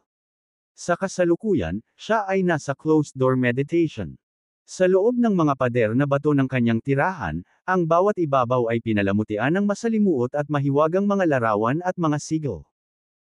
Nagpakita si Jethro ng isang napakalaking at kahanga-hangang presensya, habang ang isang pares ng malinis na puting pakpak ay matikas na umabot mula sa kanyang likod, na pumukaw ng isang malalim na pakiramdam ng banal na kabanalan. Pare, hinihiling ng iyong anak na si Leilani na makipagkita sa iyo. Isang malambing na boses ang umalangaw-ngaw mula sa labas. Nang marinig ito, agad na itinigil ni Jethro ang kanyang pagtatanim, pinipigilan ang kanyang aura habang binubuksan niya ang pinto sa sikretong silid at lumabas. Sa pasukan ay nakatayo ang isang babae na nakasuot ng puting gown, ang kanyang mukha ay nagpapakita ng walang kapintasang kagandahan. Anong meron? May kailangan ka ba? Tanong ni Jethro. Ama. Magalang na hinarap siya ni Leilani at sinabing, mula nang lumabas ako mula sa sinaunang kaharian, naramdaman ko na ang kakaibang pakiramdam. Parang nabura ang isang bahagi ng alaala ko, at parang konektado kay Wyatt. Nang marinig ito, hindi maiwasan ni Jethro na mapasulyap kay Leilani. Imposible naman. Nahuli si Wyatt ng Heaven Eradicating Sect of the Human Race 8 milenya na ang nakalipas. Hindi ako sigurado kung kailan siya nakatakas, ngunit mula 8 milenyo hanggang ngayon, halos hindi ka umalis sa lugar na ito. Ang tanging pagkakataon na nakipagsapalaran ka ay sa Planet Desolation in the Stone Universe. Paano ka konektado kay Wyatt? Pwede bang? Hindi maiwasan ni Jethro na maalala ang isang bagay. Ang pangyayaring naganap sa Planet Desolation ay nanatiling misteryo hanggang ngayon. Mayroon pa ring ilang overworld outsiders na nagtatagal doon sa Stone Universe, sinusubukang sirain ang formation at makakuha ng access sa Planet Desolation. Gayunpaman, ang pagbuo sa Planet Desolation ay nanatiling hindi naputol. Tumingin siya kay Leilani at nagtanong, ipinahihiwatig mo ba na nakapunta na si Wyatt sa Planet Desolation at nabura ang iyong mga alaala na nasa Planet Desolation? Oo, marahan na tumanggo si Leilani. Nang masaksihan ko si Wyatt na gumaganap ng 3 pagbabagong apoy ng flame art sa sinaunang realm, ang flames ay tila nag-trigger ng mga fragment ng mga alaala sa kaibuturan ng aking kaluluwa. Maaari kong hulaan na ang isang bagay na may kaugnayan sa flames ay dapat na nangyari sa Planet Desolation, at marahil ay nakuha ni Wyatt ang 3 fire transformations ng flame art doon. Ama, mayroon ka bang anumang paraan upang maibalik ang mga nawalang alaala ko? The Almighty Dragon General Chapter 4273 ibinao ni Jethro ang kanyang sarili sa malalim na pagmumuni-muni. Ilang sandali pa, sinabi niya, may paraan. Maibabalik natin ang mga alaala na napawi sa pamamagitan ng pakikipagsapalaran sa banal na lugar ng ating angkan at paggamit ng kapangyarihan ng Heavenly Waters para dalisayan ang espiritu. Nakatutok ang tingin niya kay Leilani habang nagsasalita. Leilani, ito ay tungkol sa Doom Race. Kung si Wyatt talaga, bakit hindi kanya pinatay? Sa halip, binura niya ang iyong mga alaala. Sigurado ka bang gusto mong ibalik ang mga ito? Ang paggawa nito ay maaaring magbalik ng mga alaala ng mga bagay na hindi mo kayang tiisin. Noong nakaraan, hindi mabilang na mga nilalang ang pumasok sa Planet Desolation, ngunit dalawa lamang ang lumitaw na buhay. Ang isa sa kanila ay si Leilani, at ang isa ay si Wotan. Ang laki ng pinagmula ni Wotan ay napakalaki, at ang overworld outsiders na nakatalaga sa labas ng Planet Desolation ay hindi nang ahas na hadlangan ng kanyang mga aksyon o magtanong tungkol sa mga pangyayaring naganap sa planeta. Ang mahimalang kaligtasan at pagtakas ni Leilani mula sa mapanganib na Planet Desolation ay nagdulot ng mga pagdududa at tila hindi maipaliwanag. Naisip na ni Jethro ang bagay na ito noon pa, ngunit hindi na siya humingi ng karagdagang paglilinaw. Ama, may malalim akong pagnanais na malutas ang mga misteryong ito. Nakikiusap ako sa iyo na ipadala ako sa banal na lugar at hayaang daliseyan ng tubig ng langit ang aking kaluluwa upang ibalik ang mga alaala na inalis, iginiit ni Leilani na may hindi natitinag na determinasyon sa kanyang mga titig. Sige, sabi ni Jethro. Ang determinadong pagpupumilit ni Leilani ay nag-iwan kay Jethro na walang masabi, at siya ay nagpatuloy na direktang humantong sa kanya sa banal na lugar ng angkan ng anghel. Ang banal na lugar ng Angel Clan ay matatagpuan sa gitna ng Thaler Realm. Ito ay isang tunay na kahanga-hangang lugar kung saan ang mga pambihirang tubig ng langit ay umaagos sa ilalim ng kalangitan nito.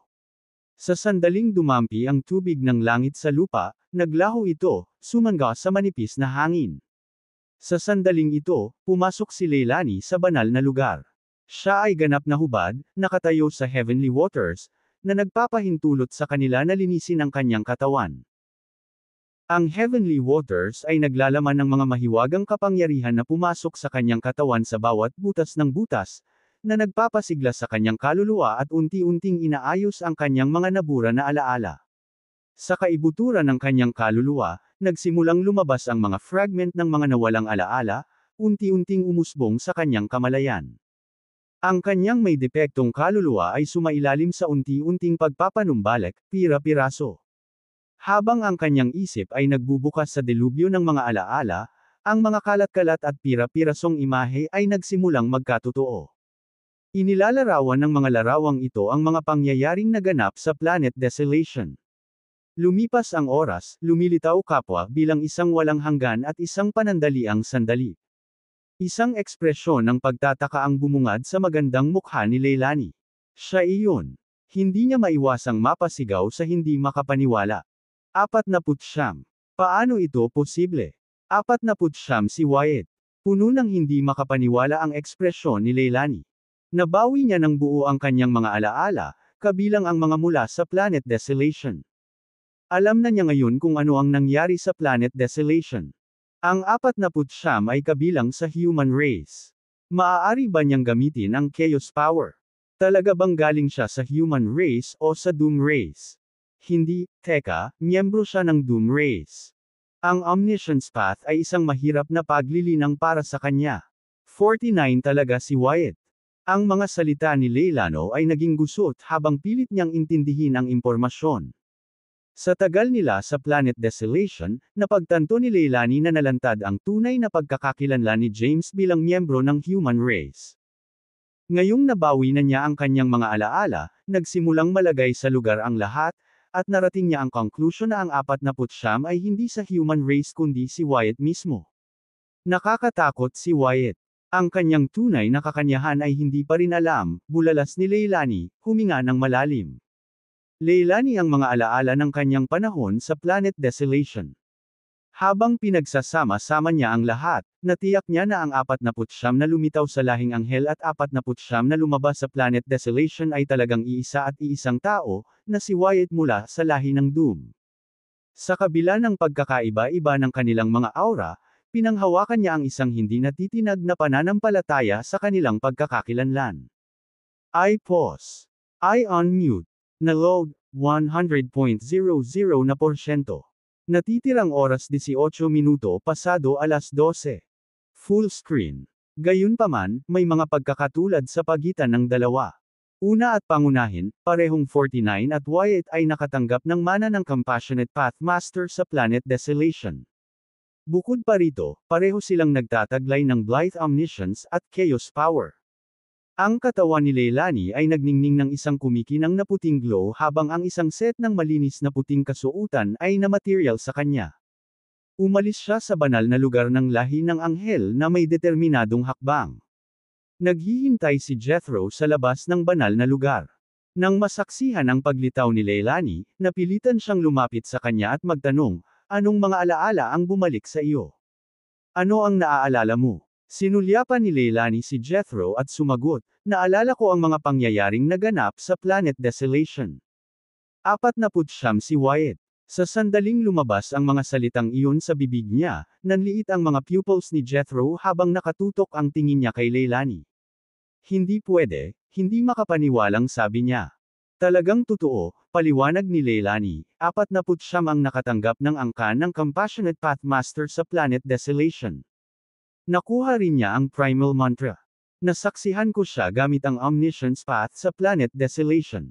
Noong mga panahong iyon, akala ko pa nga ay kabilang siya sa human race, pero galing pala siya sa Doom race." Napakahusay niyang itinago ang kanyang tunay na pagkatao. 49 Wyatt. Labis na naging solemn na ang ekspresyon ni Jethro. Sa panahon nila sa Sullivan, si Jethro ay nakatagpo ng 49 at naramdaman ang Soul Genesis aura ni James. Sa pagkakataong iyon, lubos na naniwala si Jethro na 49 ay kabilang sa lahi ng tao. Gayunpaman, ang paghahayag ni Leilani na ang 49 ay talagang si Wyatt mula sa Doom race ay nagdulot sa kanya ng pagkalito at pag-aalinlangan.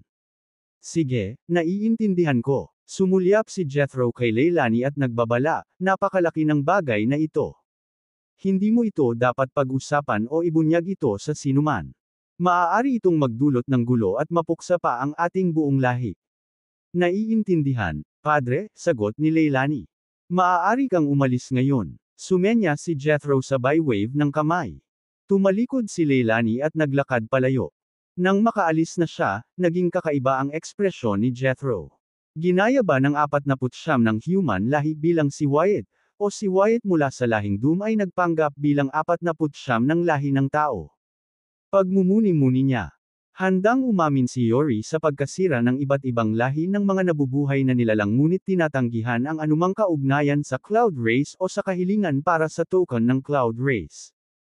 Gayunpaman, marami. Kinumpirma ng Overworld Outsiders mula sa Cloud Race at ng Bog Race na nakita nila si Yori kasama ng Cloud Race. At ang paggamit ng Chaos Power ay hindi mapapabulaanan, he murmured. Maaaring lahat ng mga aksyon na ito ay orkestra ng 49. Ang Wyatt ba ay isang mapanlinlang na anyo lamang na nilikha ng human race?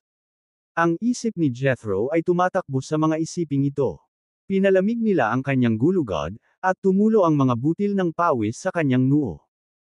Sa lahat ng kanyang pakikipaglaban sa primordial realm, hindi pa siya nakakaramdam ng kahit isang onsa ng takot, ngunit ngayon, isang pakiramdam ng pangamba ang nagsimulang gumapang sa kanya. Kung ito nga ang nangyari, ang pagbangon ng human race ay nagsilang ng isang mabigat na 49. Naghasik siya ng kaguluhan sa Doom race. Sa kabutihang palad, hindi umakyat si Wyatt bilang pinuno ng Doom race. Ito ay isang mapalad na interbensyon ni Yori.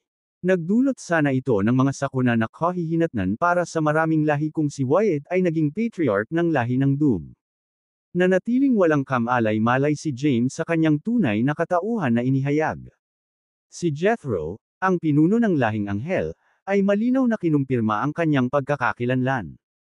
Sa sandaling iyon, natagpuan niya ang kanyang sarili sa base camp ng Angel Race sa Thaler Realm. Nakatayo siya sa bakana ng Angel Race, inaalala ang huling pagtapak niya sa lugar na ito. Ang huling beses na binisita niya ang lugar na ito ay sa paghahanap ng Empyrean Herbs, noong mahina pa ang kanyang cultivation base. Gayunpaman, siya ay umakyat mula noon upang maging isang overworld outsider sa Greater Realms. Hawak na ngayon ang iginagalang na posisyon ng Great Elder ng Doom Race, ang kanyang presensya lamang ay nagtanim ng takot sa puso ng mga patriarch ng lahat ng lahi. Nakatayo sa pasukan, ipinatawag niya ang mabigat na Chaos Power at ipinahayag ng may hindi natitinag na determinasyon, "Ako, si Wyatt, ang dakilang elder ng lahi ng Doom, ay mapagpakumbaba na nagbibigay ng aking paggalang sa lahing anghel." Ang kanyang proklamasyon ay umalingaw sa buong angel race, nag-iwan ng pangmatagalang echo. Habang pinag-iisipan ni Jethro ang mga bagay-bagay ni James, bigla siyang sinalubong ng boses na nagmumula sa labas ng pasukan. Kaagad, isang panginginig ang naglakbay sa kanyang gulugod. Bakit siya pupunta sa ating karera sa sandaling ito? Ang mukha ni Jethro ay naging seryoso habang siya ay bumulong-bulong sa kanyang sarili, hindi kaya alam niya ang tungkol sa banal na lugar ng aking lahi, kung saan naninirahan ang tubig ng langit, na may kakayahang maglinis at magpanumbalik ng mga kaluluwa. Nandito ba siya para patayin si Leilani?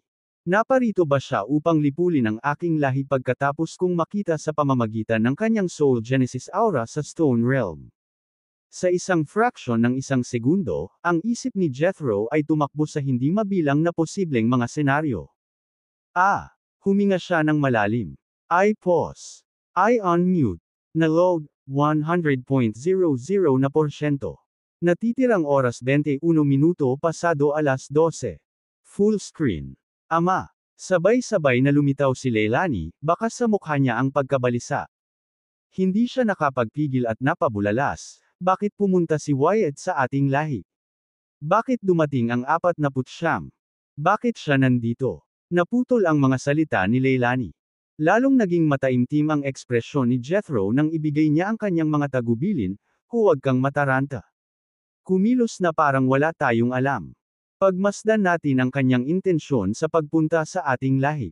Kung ang layunin niya ay alisin tayo, makikita niya na ang ating lahi ay hindi tinatablan ng anumang pinsala. Kinilala ni Jethro na ang kasalukuyang Wyatt ay makapangyarihan, na may kakayahang makipaglaban sa overworld outsiders ng Terra Acme rank. Gayunpaman, ang Angel Race ay isang malakas na lahi, na nireranggo sa nangungunang 10 karera. Ang isang nag-iisang Wyatt ay hindi magagawang gumawa ng kalituhan sa loob ng Angel Race. Ang kanyang pag-aalala ngayon ay nakasalalay sa posibilidad na si Wyatt ay maaaring nagdala ng iba pang overworld outsiders mula sa Doom Race. Kung iyon ang kaso, haantong ito sa isang sagupaan sa pagitan ng Angel Race at ng Doom Race. Kahit na malakas ang Angel Race, wala silang pagkakataong manalo laban sa mabigat na Doom Race, na itinuturing na unang lahi. Magtago ka. I will go and meet Wyatt, bilin ni Jethro. Oo, tumango si Leilani bilang pagsang-ayon. Pagkatapos tumawag, naghintay si James sa entrance ng Angel Race. Pagkaraan ng ilang sandali, bumukas ang entrance formation, inilantad ang figure ng isang nasa katanghaliang gulang na lalaki na nakasuot ng puting roba, na naglalabas ng aura ng pagpipino. Ito ay walang iba kundi si Jethro, ang patriarch ng lahing anghel. Isa na siyang overworld outsider ng Terra Acme rank noong Primordial Realm era. Umakyat na siya ngayon sa tuktok ng Terra Acme rank pagkatapos ng hindi mabilang na taon. Sa katunayan, ang ilan sa mga patriarch ng 10 mahusay na lahi ay umabot na rin sa rurok ng Terra Acme rank, kaya hindi gaanong mahalaga ang pagkakaiba sa kanilang lakas. Nang makita si Jethro, pinagsalikop ni James ang kanyang mga kamay at sinabing, talagang ikinararangal kong makatanggap ng personal na pagtanggap mula sa patriarch ng lahing anghel. Itinuon ni Jethro ang kanyang tingin kay Wyatt, masusing sinusuri siya mula ulo hanggang paa. Nang maramdaman ang malakas na aura ni Jethro na bumabalot sa kanyang kaluluwa, napangiti si James at nagtanong, Patriarch Amani, ano ang kahulugan nito? Sinuri ni Jethro si James, ngunit sa kanyang pagtataka, wala siyang nakitang bakas ng presensya ng tao na kabilang sa human race. Saglit na nabigla, mabilis niyang inayos ang kanyang sarili at may ngiti sa kanyang mukha habang tumugon, ang dakilang elder ng lahi ng Doom na nagpaparangal sa ating lahi sa kanyang presensya ay tunay na nagdudulot sa atin ng karangalan. Hindi alam ni Jethro ang tunay na intensyon ni James, hindi kayang maging kampante, lalo na kung isa sa alang-alang ang kasalukuyang katayuan ni James bilang dakilang elder ng lahi ng Doom. Ang reaksyon ni Jethro ay tila kakaiba, dahil ito ay hindi pangkaraniwan upang bangkailan ang kaluluwa ng isang tao sa kanilang unang pagkikita. Sa pagpapanatili ng kanyang kalmado, sinulyapan ni James si Jethro at inulit ang kanyang tanong, Patriarch Amani, bakit mo sinisiyasat ang aking kaluluwa? May hinala ka ba? May bahid ng curiosity sa kanyang pagtatanong. Oo. Tumawa si Jethro at sumagot, nagkaroon ng malawakang tsismis tungkol kay Wyatt mula sa Doom Race na nagtataglay ng kahanga-hangang potensyal at nakatakdang maging pinuno sa hinaharap sa Greater Realms. Gusto ko lang suriin ang kalagayan mo ngayon.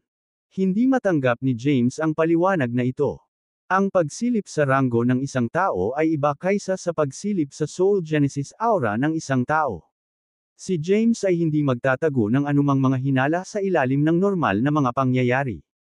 Gayunpaman, naunawaan ni Jethro ang soul aura ng 49 identity ni James sa kanilang pagtatagpo sa Stone Realm. Bukod dito, nagawa ni Leilani na mabuhay at makatakas mula sa Planet Desolation. Sa kabila ng pagbura ni James sa kanyang mga alaala, ang ilang mga lahi ay nagtataglay ng mga mystical na pamamaraan upang maibalik ang mga nawalang alaala, kaya hindi magiging mahirap para sa kanila na ibalik ang kanyang mga nabura na alaala. Magaling ba si Prinsesa Leilani? May nabanggit ba siya tungkol sa Planet Desolation? Tanong ni James, sinusubukang i-probe ng hindi direktang. Ang tanong na ito ay agad na nagpagulo kay Jethro, dahilan upang siya ay nataranta. Gayunpaman, bilang isang kilalang overworld outsider sa loob ng maraming taon, nagawa ni Jethro na itago ang kanyang bahagyang gulat. Napangiti siya at tumugon, paano ang Planet Desolation? Walang binanggit si Leilani tungkol dito. Nabisita mo na ba ang Planet Desolation dati? Biglang humakbang si James, pamwesto sa harapan ni Jethro. Patriarch Amani, itigil mo na ang pagpapanggap. Sabihin mo lang sa akin ng diretsyo. Ano ang alam mo na? Ang kanyang ekspresyon ay naging malungkot. Sa kabila ng nakatagong harapan ni Jethro, hindi pinapansin ni James ang panandaliang pagbabago ng kanyang kilos. Nanatili siyang nagdududa sa tunay na intensyon ni Jethro. Iniisip ni James na malamang na may alam si Jethro. Marahil ay nabawi na ni Leilani ang mga alaalang nabura niya. Kung iyon ang kaso, ang lahing anghel ay mahuhulog sa isang magulong bloodbath. Ang mga bagay na ito ay hindi dapat ibunyag dahil ito ay magsasapanganib sa dakilang tadhana ng lahi ng tao. James ang kakila-kilabot na lakas ng angel race. Gayunpaman, hindi rin siya mahina. Noong nakaraan, siya ay nasa unang yugto lamang ng quasi-acme rank noong panahon niya sa sinaunang kaharian. Gayunpaman, sumulong na siya sa huling yugto ng quasi-acme rank. Bukod pa rito, taglay niya ang Demon Slayer Sword, isang manifestasyon ng liwanag ng Terra Acme rank. Sa tabi ng Death Demons at ng 12 Death Spirits ng Eternal Boundless Supreme Path, ang kanyang kapangyarihan ay higit pa sa sapat upang harapin ang isang malakas na lahi. Hindi siya nakaramdam ng takot kahit na humarap sa Angel Race at nagtataglay ng sapat na lakas upang magdulot ng malaking pinsala, kahit na hindi niya ito direktang harapin. Biglang kumilos si James, mabilis na sumulong kay Jethro at nakatayo sa harapan niya, dahilan para kusang umatras ng ilang hakbang si Jethro. Itinuon ni Jethro ang kanyang tingin kay James, na nagbabalat kayo bilang si Wyatt, at nagsalita sa isang matatag na tono, Wyatt Dalibor, ano ang balak mong gawin? Ito ang Angel Race. Ang kanyang tono ay mahigpit, na nagsisilbing paalala kay James na ang Angel Race ay hindi isang lugar para sa mga walang ingat na aksyon. Maging ang iyong ama ay hindi maglalakas loob na kumilos ng walang ingat sa loob ng hangganan ng lahing anghel, muling babala ni Jethro. Kasabay nito, tahimik niyang inipon ang kanyang kapangyarihan, inihanda ang kanyang sarili para sa anumang potensyal na aksyon mula kay James. Hindi magpapakita ng awa si Jethro kung kikilos si James. Phew! Sa harap ng malakas na presensya ni Jethro, huminga ng malalim si James, pilit na kinalma ang sarili. Tumingin siya kay Jethro at sinabing, gusto kong makilala si Leilani. Si Leilani ay kasalukuyang nasa closed-door meditation at hindi makikipagkita sa sinuman. Mariing tanggi ni Jethro. Tinitigan ni James ang isang titig na puno ng banayad na aura ng layuning pumatay kay Jethro. Malinaw ang mga senyales na nalaman na ni Jethro ang tunay niyang pagkatao. Kung hindi, hindi niya hahadlangan ang pagkikita nila ni Leilani. Wala akong pakialam kung sino ka, ngunit ito ay isang bagay sa pagitan mo at ng Doom Race. Wala itong kinalaman sa Angel Race ko. We don't want to be involved. Mariing ipinarating ni Jethro ang kanyang posisyon, may bahid ng pag-aalala ang boses. Talagang wala siyang pagnanais na makisali. Sa katunayan, sa panahon nila sa Stone Universe, nakilala ni Jethro ang pagkakatawang tao ng 49 na talagang si James.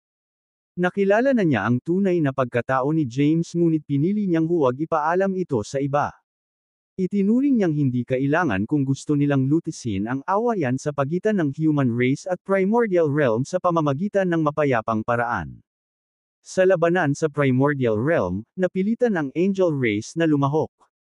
Noong panahong iyon, kung pinili ng angel race na huwag sumali sa labanan, sila ay itinuturing na mga kaaway ng ibang mga lahi.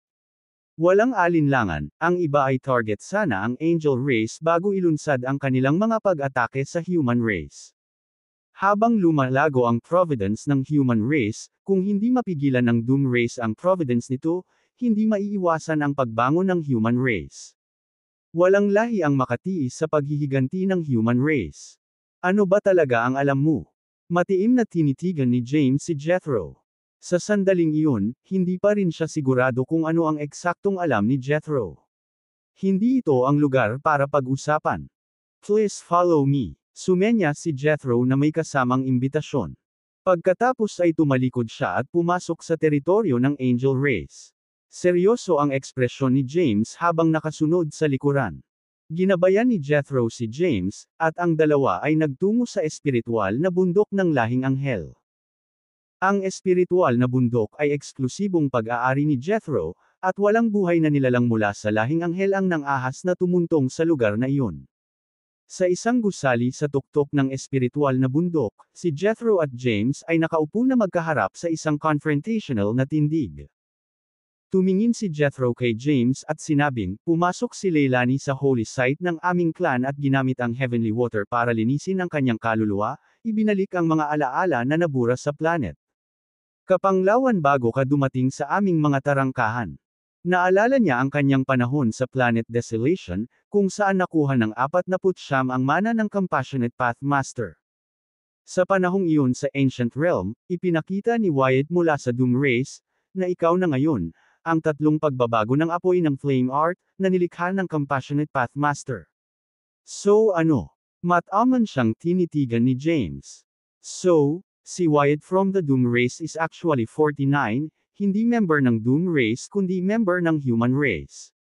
Kung hindi ako nagkakamali, ito ang plano ng Human Race, at ang totoong Wyatt ay nasa kamay pa rin ng Heaven Eradicating Sect. Nung pumunta ka sa clan namin kanina para humiling ng Empyrean Herb, ito ay para itago ang sarili mong aura ng kaluluwa, tama ba ako? Dahil umunlad ang sitwasyon hanggang sa puntong ito, hindi na kailangan pang itago ni Jethro ang anuman. Nagsalita siya ng totoo, na nagsasabing, ikaw din ang pumunta sa Cloud Race na nagpapanggap na si Wyatt mula sa Doom Race.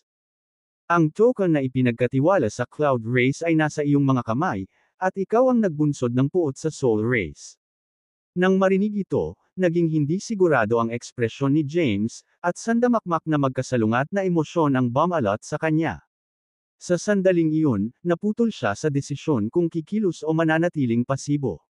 Gayunpaman, alam niya na maaaring hindi niya ganap na lipulin ang lahing anghel gamit ang kanyang kasalukuyang lakas. Kung ang sinumang nabubuhay na nilalang mula sa lahing anghel ay tatakas at ibunyag ang bagay na ito, ang kanyang posisyon sa loob ng lahi ng Doom ay makokompromiso. Makakasama ito sa plano ni Thea. Sino pa sa Angel Race ang nakakaalam nito? Wika ni James sa malamig na boses. Handa siyang harapin ang Angel Race kung kumalat na ang usapin sa buong lahi nila, kahit na nanganganib ito sa kanyang buhay. Maaaring mayroon pa ring pagkakataon para sa isang turnaround kung ilang individual lang sa Angel Race ang nakakaalam. Kitang-kita kay Jethro na si James ay may matinding hangarin na pumatay mula sa kanyang ekspresyon at tono. Alam ni Jethro na ang impostor na nagpapanggap na si Wyatt bago niya ay nakabuo na ng mga intensyon na pumatay.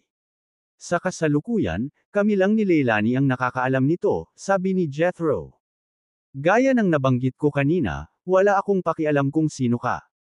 Ito ang iyong usapin sa Doom Race, at ang aking angkan ay walang intensyon na makisali. Higit pa rito, nais ng aking angkan na lutisin ang mga hinaing at tunggalian ng Primordial Realm era sa human race. Makakatiyak ka na hindi ko ihahayag ang bagay na ito sa iba.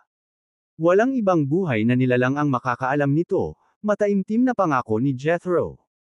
Ito ay ang tanging paraan upang pumunta tungkol sa kasalukuyang sitwasyon. Ang labas ng mundo ay maaaring hindi kinakailangang maniwala sa kanya kahit na ibunyag niya ang bagay na ito. Sa kasalukuyan, si James ang Great Elder ng Doom Race, kaya kapag kumalat ang impormasyong ito, magiging madali para kay James na pakilusan ang kapangyarihan ng Doom Race para lipulin ang Angel Race. Bukod dito, maaari niyang gamitin ang dahilan ng paghahasik ng hindi pagkakasundo upang paksain ang lahi ng anghel at magsilbi itong babala sa ibang lahi. Sa ganoong paraan, ang ibang mga lahi ay hindi maglalakas loob na kumilos ng walang ingat. Nagpasya si Jethro na gumamit ng isang wait-and-see approach. Kung hihingi ng Doom Race ang token, susunod siya at ibibigay ito. Nilalayo niyang obserbahan kung kaya ng Doom Race ang human race. Kung mapatunayang matagumpay sila, ihahanay niya ang kanyang sarili sa Doom Race at ilalantad ang impostor na nagpapanggap bilang Wyatt. Gayunpaman, kung nabigo ang Doom Race na ganap na sugpuin ang human race, mapipilitan si Jethro na pumanig sa human race upang pangalagaan ang mga interes ng Angel Race. Tinitigan ni James si Jethro, at unti-unting hamupa ang nananalaytay na hangarin sa kanyang puso. Isang ngiti ang sumilay sa kanyang mukha nang magsalita siya. Patriarch Amani, ang iyong mga pagbabawas ay lubos na lohikal, ngunit ang mga ito ay iyong sariling mga pagbabawas lamang. Wala pa akong narinig na 49 mula sa human race. Ako si Wyatt Dalibor, ang dakilang elder ng Doom Race. Oo, agad na sumang-ayon si Jethro. Tama ka. By the way, naalala ni James ang layunin ng pagbisita niya sa Angel Race at iniba niya ang usapan. Nagtanong siya, mayroon bang Luis Amani ang iyong lahi? Grand Patriarch Luis ang tinutukoy mo, tama ba? Siya ay nasa closed-door meditation sa loob ng maraming taon. Anong problema? Tanong ni Jethro. Sumagot si James, narinig ko na narating na ni Grand Patriarch Luis ang Eternal Boundless Supreme Path. Pumunta ako sa Angel Race sa pagkakataong ito para bisitahin siya at magtanong tungkol sa mga bagay tungkol sa Boundless Rank. Agad na sinabi ni Jethro, ang Grand Patriarch Luis ay may kakaibang ugali at bihirang makatagpo ng mga buhay na nilalang mula sa ibang mga angkan. Bukod dito, matagal na siyang nasa closed-door meditation. Gayunpaman, dahil ikaw, ang dakilang elder ng lahi ng Doom, ay personal na dumating, ipapaalam ko sa kanya at humiling ng madla. Tignan natin kung willing siyang makilala ka. Salamat, Patriarch Amani, sabi ni James, na tumayo at pinagdaop ang kanyang mga kamao bilang isang magalang na kilos. Matapos personal na ayusin si James na manatili pansamantala sa loob ng Angel Race, sa wakas ay nakahinga ng maluwag si Jethro.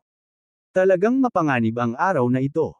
Kung hindi siya nagpakita ng kooperatiba na saloobin sa oras, tiyak na kikilos si James laban sa lahing anghel, kahit na hindi natatakot si Jethro na gayahin ni James si Wyatt. Sa katunayan, kung si James, na nagpapanggap bilang Great Elder ng Doom Race, ay papatayin o masasaktan, ang buong Doom Race ay maghihiganti. Ang Angel Race ay haharap sa isang mapangwasak na backlash. Walang buhay na maniniwala sa kanya kahit anong sabihin ni Jethro sa ganoong senaryo. Kabanata 4278. Naramdaman nga ni James ang pagnanasang pumatay nang maramdaman niyang alam ni Jethro ang tunay niyang pagkatao. Gayunpaman, dahil sa pag-uugali ni Jethro, nawala ang pagnanasang iyon. Pansamantala siyang tumira at nanatili sa Angel Race. Gayunpaman, naroon pa rin ang pag-aalala sa kanyang puso. Kung sisirain ni Jethro ang kanyang tiwala at ihayag ang kanyang pagkakakilanlan, ito ay magiging isang napakalaking sakuna para sa kanya at sa lahi ng tao. Pinag-isipan niya kung paano panatilihing nakatali sa kanya ang Angel Race. Mabilis na umalis si Jethro at bumalik na may parehong pagmamadali, na muling lumitaw nang wala pang isang araw. Great Elder, naihatid ko na ang iyong mensahe kay Grand Patriarch Luis, at pumayag siyang makipagkita sa iyo tungkol sa iyong interes sa Boundless Rank. Pupunta ba tayo ngayon, o gusto mo bang maghintay ng kaunti pa? Magalang na pagpapalam ni Jethro kay James. Hindi nagmamadali sa ngayon. Bahagyang iwinagayway ni James ang kanyang kamay, tumingin siya kay Jethro at sinabing, Patriarch Amani, I still have concerns. Kailangan mo akong bigyan ng katiyakan para magkaroon ako ng kapayapaan ng isip. Kung hindi, mahihirapan akong magpahinga ng maluwag. Siyempre, naintindihan ni Jethro ang tinutukoy ni James. Bahagyang kumunat ang noo niya at nagtanong, ano ang gusto mong gawin ko? Marahang tinapik ni James ang kanyang mga daliri sa mesa, nag-isip sandali, at sinabing, eto na ang deal. Sa sandaling bumalik ako sa aking lahi, ako mismo ay magdadala ng isang regalo ng kasal sa lahing anghel at pakakasalan ko si Prinsesa Leilani. Kapag nasa tabi ko lang si Leilani makakadama ako ng kapayapaan ng isip. Nang marinig ang mga salitang ito, isang mataimtim na ekspresyon ang agad na lumitaw sa mukha ni Jethro. Alam niyang ginagamit ni James ang kanyang anak bilang leverage. Nakataya ang buhay ng kanyang anak kung hahayaan niyang malantad ang bagay na ito. Okay, walang ganang pagsang-ayon ni Jethro. Pagkaraan ng ilang sandali, sinabi ni Jethro, "Sumasang-ayon ako, ngunit kailangan mong personal na talakayin ang bagay na ito kay Leilani. Kung wala siyang pagtutol, malaya kang pumunta at pakasalan siya anumang oras." Gumaan ang pakiramdam ni James sa pagtiyak ni Jethro. "Fair na. Let's meet Louis," sabi ni James na may ngiti sa labi. "This way, please." Sumenyas si Jethro, niyaya si James na sumunod. Nang maglaon, dinala niya si James sa isang espiritual na bundok sa rehiyon kung saan naninirahan ang angel race. Ang espiritual na bundok na ito ay hindi kapani-paniwalang matangkad, na umaabot sa isang light year ang taas. Nakatayo sa paanan ng bundok, hindi makikita ng hubad na mata ang dulo ng tuktok nito, tanging ang karelagan at kadakilaan ng espiritual na bundok ang makikita. "Sige na, Wyatt. Umakyat ng bundok mag-isa. Ang Grand Patriarch ay naghihintay para sa iyo sa summit. Hindi kita sasamahan," sabi ni Jethro. "Sige," tumango si James. Pagkatapos, tumingin siya kay Jethro at sinabing, "Pumunta ka muna at kausapin mo si Leilani." Ayokong tumanggi siya pagdating ng panahon at lumikha ng anumang hindi kasiya siya. Pagkatapos magsalita, kumislap ang katawan ni James at nawala sa lugar. Nang mawala siya, nawala ang ngiti sa mukha ni Jethro, at naging solemn na ang kanyang ekspresyon.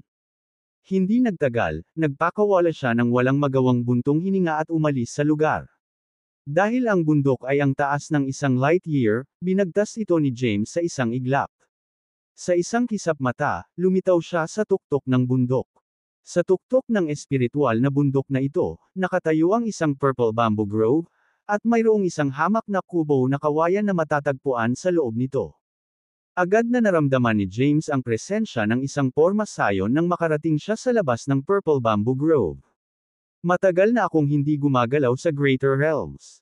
Hindi ko inaasahan ang pagbabago ng pamumuno sa Doom Race," sabi ng isang bahagyang pagod na boses mula sa kaibuturan ng purple bamboo grove. "Nagulat ako nang ipaalam sa akin ni Jethro, at interesado akong malaman ang bagong Great Elder ng Doom Race. May formation dito. Kung makakalusot ka sa formation at makapasok, magkakaroon ka ng qualification para pag-usapan ang boundless rank sa akin. Gayunpaman, kung hindi mo ito masisira, mangyaring umalis," sabi ng boses. Hindi mapigilan ni James ang mapangiti nang marinig ang mga salitang ito. Nakakuha siya ng malalim na pananaw sa primal mantra at nagkaroon ng malalim na pag-unawa sa mga inscription. Naniniwala siya na kaya niyang maunawaan at masira ang anumang porma sayon. Gayunpaman, hindi niya maiwasang mapakunot ang kanyang mga kilay habang maingat na sinusuri ang porma sayon sa kanyang harapan. Kabanata 4299. Talagang malalim ang porma sayon, at kahit para kay James, ang pagsira nito ay mangangailangan ng ilang oras at pagsisikap. "Mr. Louis, may time limit ba?" Malakas na tawag ni James mula sa labas ng purple bamboo grove. "Baliin ang porma sayon sa loob ng 1,000 panahon, at ikaw ay magiging kwalipikadong pumasok," sabi ng isang tinig mula sa kaibuturan ng purple bamboo grove. 1,000 epochs, napangiti si James. Ito ay minamaliit siya, o marahil ang Louis sa loob ng purple bamboo forest ay pinahahalagahan siya.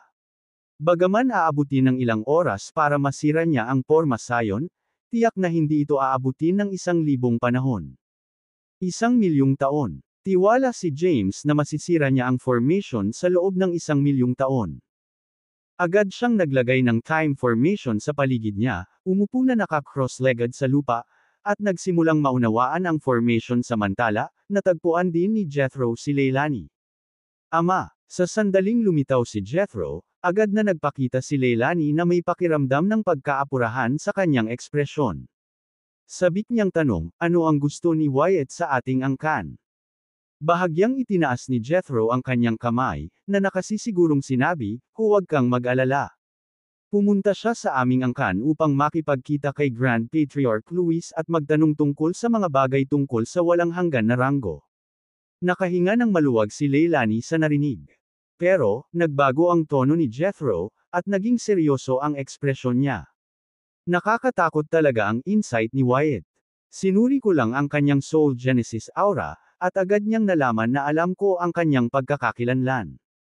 Nagtanim siya ng mamamatay tao na layunin sa akin. Hindi man ako natatakot sa kanya, ayoko siyang komprontahin. Ang pakikipag-away sa kanya ay mangangahulugan ng pagiging kaaway ng Doom Race, paliwanag ni Jethro. Kung gayon, ano ang dapat nating gawin? Tanong ni Leilani. Tumingin sa kanya si Jethro at sinabing, ang paglutas sa bagay na ito ay nakasalalay sa iyo. Ako. Natigilan si Leilani. Oo, tumanggo si Jethro at sinabi, bagaman hindi pa kumikilos si Wyatt, nag-aalala siya na baka ibunyag ng ating lahi ang bagay na ito.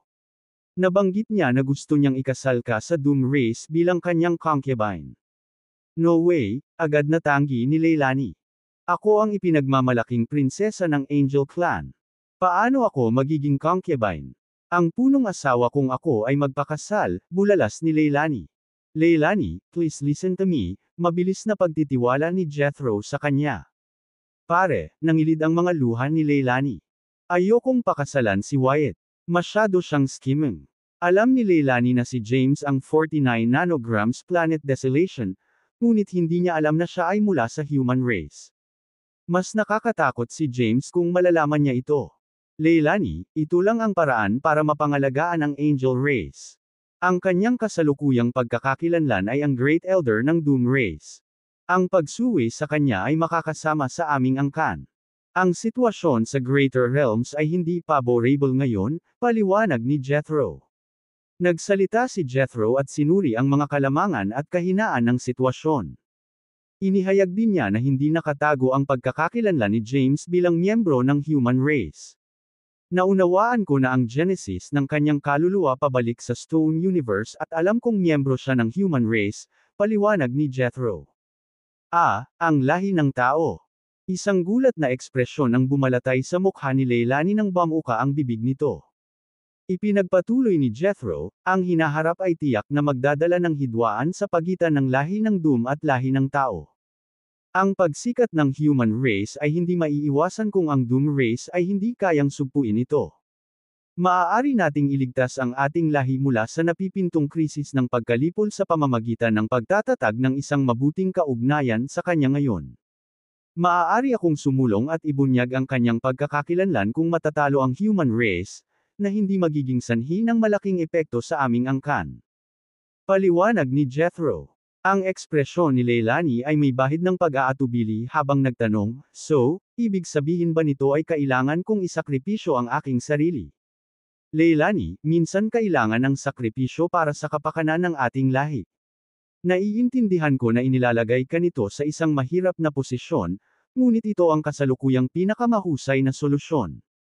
Sasabak tayo sa isang life and death battle kay Wyatt ng Doom Race at aalisin siya sa teritoryo ng ating lahi kung ayaw mo. Hindi napigilan ni Leilani na mabigla nang marinig ito. She exclaimed, kung papatayin natin si Wyatt, tiyak na maghihiganti ang Doom Race. Hindi kayang tiisin ng aming angkan ang kahihinatnan ng kanilang paghihiganti. Higit pa rito, kahit na sabihin namin na si Wyatt ay ginagaya ng isang miyembro ng human race, hindi kami maniniwala sa Doom Race. Hindi lang sila, ngunit walang lahi sa Greater Realms ang maniniwala sa amin. Pagkatapos ng lahat, si Wyatt ay mayroong banal na katawan ng Thousand Paths, at ang pagpapanggap sa kanya ay magiging napakahirap. Oo, sagot ni Jethro. Kaya naman magaan ang loob niya kung pakakasalan mo siya ngayon. Gagawin mong harapin ng human race ang Doom Race, at mapapanood natin sa gilid. Kabanata 4,300. Walang magawa si Jethro kundi isakripisyo si Leilani para protektahan ang kanilang lahi. Gayunpaman, hindi ito tunay na sakripisyo, dahil ang pagpapakasal ni Leilani sa impostor na si James, na nagpapanggap bilang Wyatt, ay hindi magiging kawalan para sa kanya. Kung siya man ay nasa anyo ng isang miyembro ng Doom Race o isang miyembro ng Human Race, nagbukas ito ng higit pang mga posibilidad para sa mga anghel sa hinaharap. Okay, I agree, tumango si Leilani. Naiintindihan niya ang bigat ng sitwasyon. Ang Angel Race ay magiging dehado at maaaring mapahamak pa ito kung hindi ito mahawakan ng maayos. Gumaan ang pakiramdam ni Jethro sa pagpayag ni Leilani. Hindi ka makapagsalita tungkol sa nangyari kay 49 o kay Wyatt. Panatilihin itong nakabaon sa kaibuturan ng iyong puso, babala ni Jethro. Ang bawat karagdagang nabubuhay na nilalang na nakakaalam tungkol dito ay nagdaragdag ng panganib sa ating lahi. Oo, naiintindihan ko, tumango si Leilani bilang pagsang-ayon. Sa pagkakataong iyon, nalunod si James sa pagbuo ng oras, buong pusong nililinaw ang porma sayon na inayos ni Luis. Ang porma sayon na ito ay malalim at lubhang masalimuot, ngunit hindi ito kabilang sa Ancient Magic Circle, na ginagawa itong medyo mas madaling malutas. Pinaghiwa-hiwalay ni James ang masalimuot at mahiwagang formation inscriptions, na binago ang mga ito sa pinakasimple at pinaka-primitive na anyo. Siya pagkatapos ay deduced ang proseso ng inscription evolusyon at sa huli ay nakuha ang buong layout at istruktura ng pagbuo. Ayon sa kanyang pagtatansya, ito ay orihinal na tumagal ng 1,000,000 taon upang masira ang pagbuo, ngunit siya ay overestimated Luis. Ang porma sayon ay tila malalim at masalimuot, ngunit ito ay naging medyo simple kapag ito ay nahiwa-hiwalay. Mabilis na hinubad ni James ang istruktura nito sa kanyang kasalukuyang antas ng paggamit sa mga porma sayon. Inalis ni James ang time formation na itinakda niya. Sa kaibuturan ng Purple Bamboo Grove, pinagmamasdan ni Grand Patriarch Luis ng Angel Race ang bawat kilos ni James. Habang tinatanggal ni James ang pagbuo ng oras, hindi napigilan ni Luis na sabihin, ano ito? 100,000 taon na lang ang nakalilipas mula nang i-activate ang pagbuo ng oras, at sumusuko ka na. Ngumiti si James at nagpatuloy sa paglalakad. Habang papalapit siya sa Purple Bamboo Grove, muling nagising ang porma sayon, na nagpakawala ng isang ito ay lumundag na parang isang napakalakas na alon ng tubig, na bumabalot sa lahat ng bagay na naaabot nito. Sa sandaling iyon, itinaas ni James ang kanyang kamay, at lumitaw sa kanyang mga daliri ang mystical formation inscriptions. Ang mga formasyong inscription na ito ay nagsanib sa pagbuo sa unahan. Sa sandaling iyon, ang pagbuo sa Purple Bamboo Grove ay mabilis na nawasak, simula sa kaibuturan nito. Sa loob ng ilang sandali, ang porma sayon ay ganap na naglaho. Nagpatuloy si James sa paglalakad sa kakahuyan, mabilis na nakarating sa pinakamalalim na bahagi nito. Sa kailaliman, nakatayo ang isang simpleng kubo na kawayan. Isang matandang lalaki ang nakatayo sa harap ng kubo, nakasuot ng kulay abong damit. Siya ay may mahaba at itim na buhok at mukhang nasa edad 60, na may mga kulubot sa kanyang mukha. Puno ng pagtataka ang ekspresyon niya habang nakatingin kay James na humarap sa kanya. Itinaas niya ang kanyang hinlalaki at napabulalas, nakakahanga. Hindi ko inaasahan na lalabas ang isang kakilakilabot na henyo sa panahong malayo ako sa labas ng mundo. Ang porma sayon na itinakda ko ay tumagal ng mahabang panahon para masira kahit si Dolph Dalibor ng Doom Race, ngunit nagawa mong malutas ito sa loob lamang ng 100,000 taon. Ang 100,000 taon na ito ay nasa loob lamang ng pagbuo ng oras. Hindi gaanong oras ang lumipas sa labas ng mundo. You flatter me, Mr. Luis, sabi ni James, ikinulong ang kanyang mga kamao at nagpakita ng magalang na ekspresyon. Sa kabila ng pagiging miyembro ng Human Race, kasalukuyang ginagaya ni James ang Wyatt ng Doom Race. Kahit na hawak niya ang iginagalang na posisyon ng dakilang elder ng Doom Race, ipinakita pa rin niya ang kinakailangang paggalang kapag kaharap ang isang elder na nabuhay sa hindi mabilang na edad. Kung tutuusin, umaasa siyang humingi ng gabay kay Luis sa kanyang Boundless Ranks journey. Ikanaway ni Luis ang kanyang kamay, at isang mystical power ang nagpakita sa kanyang palad. Ang kapangyarihan ay nakakalat sa lupa, agad na bumubuo ng ilang mga mesa at upuan. Itinuro niya ang isa sa mga upuan, sinenyasan si James na maupo.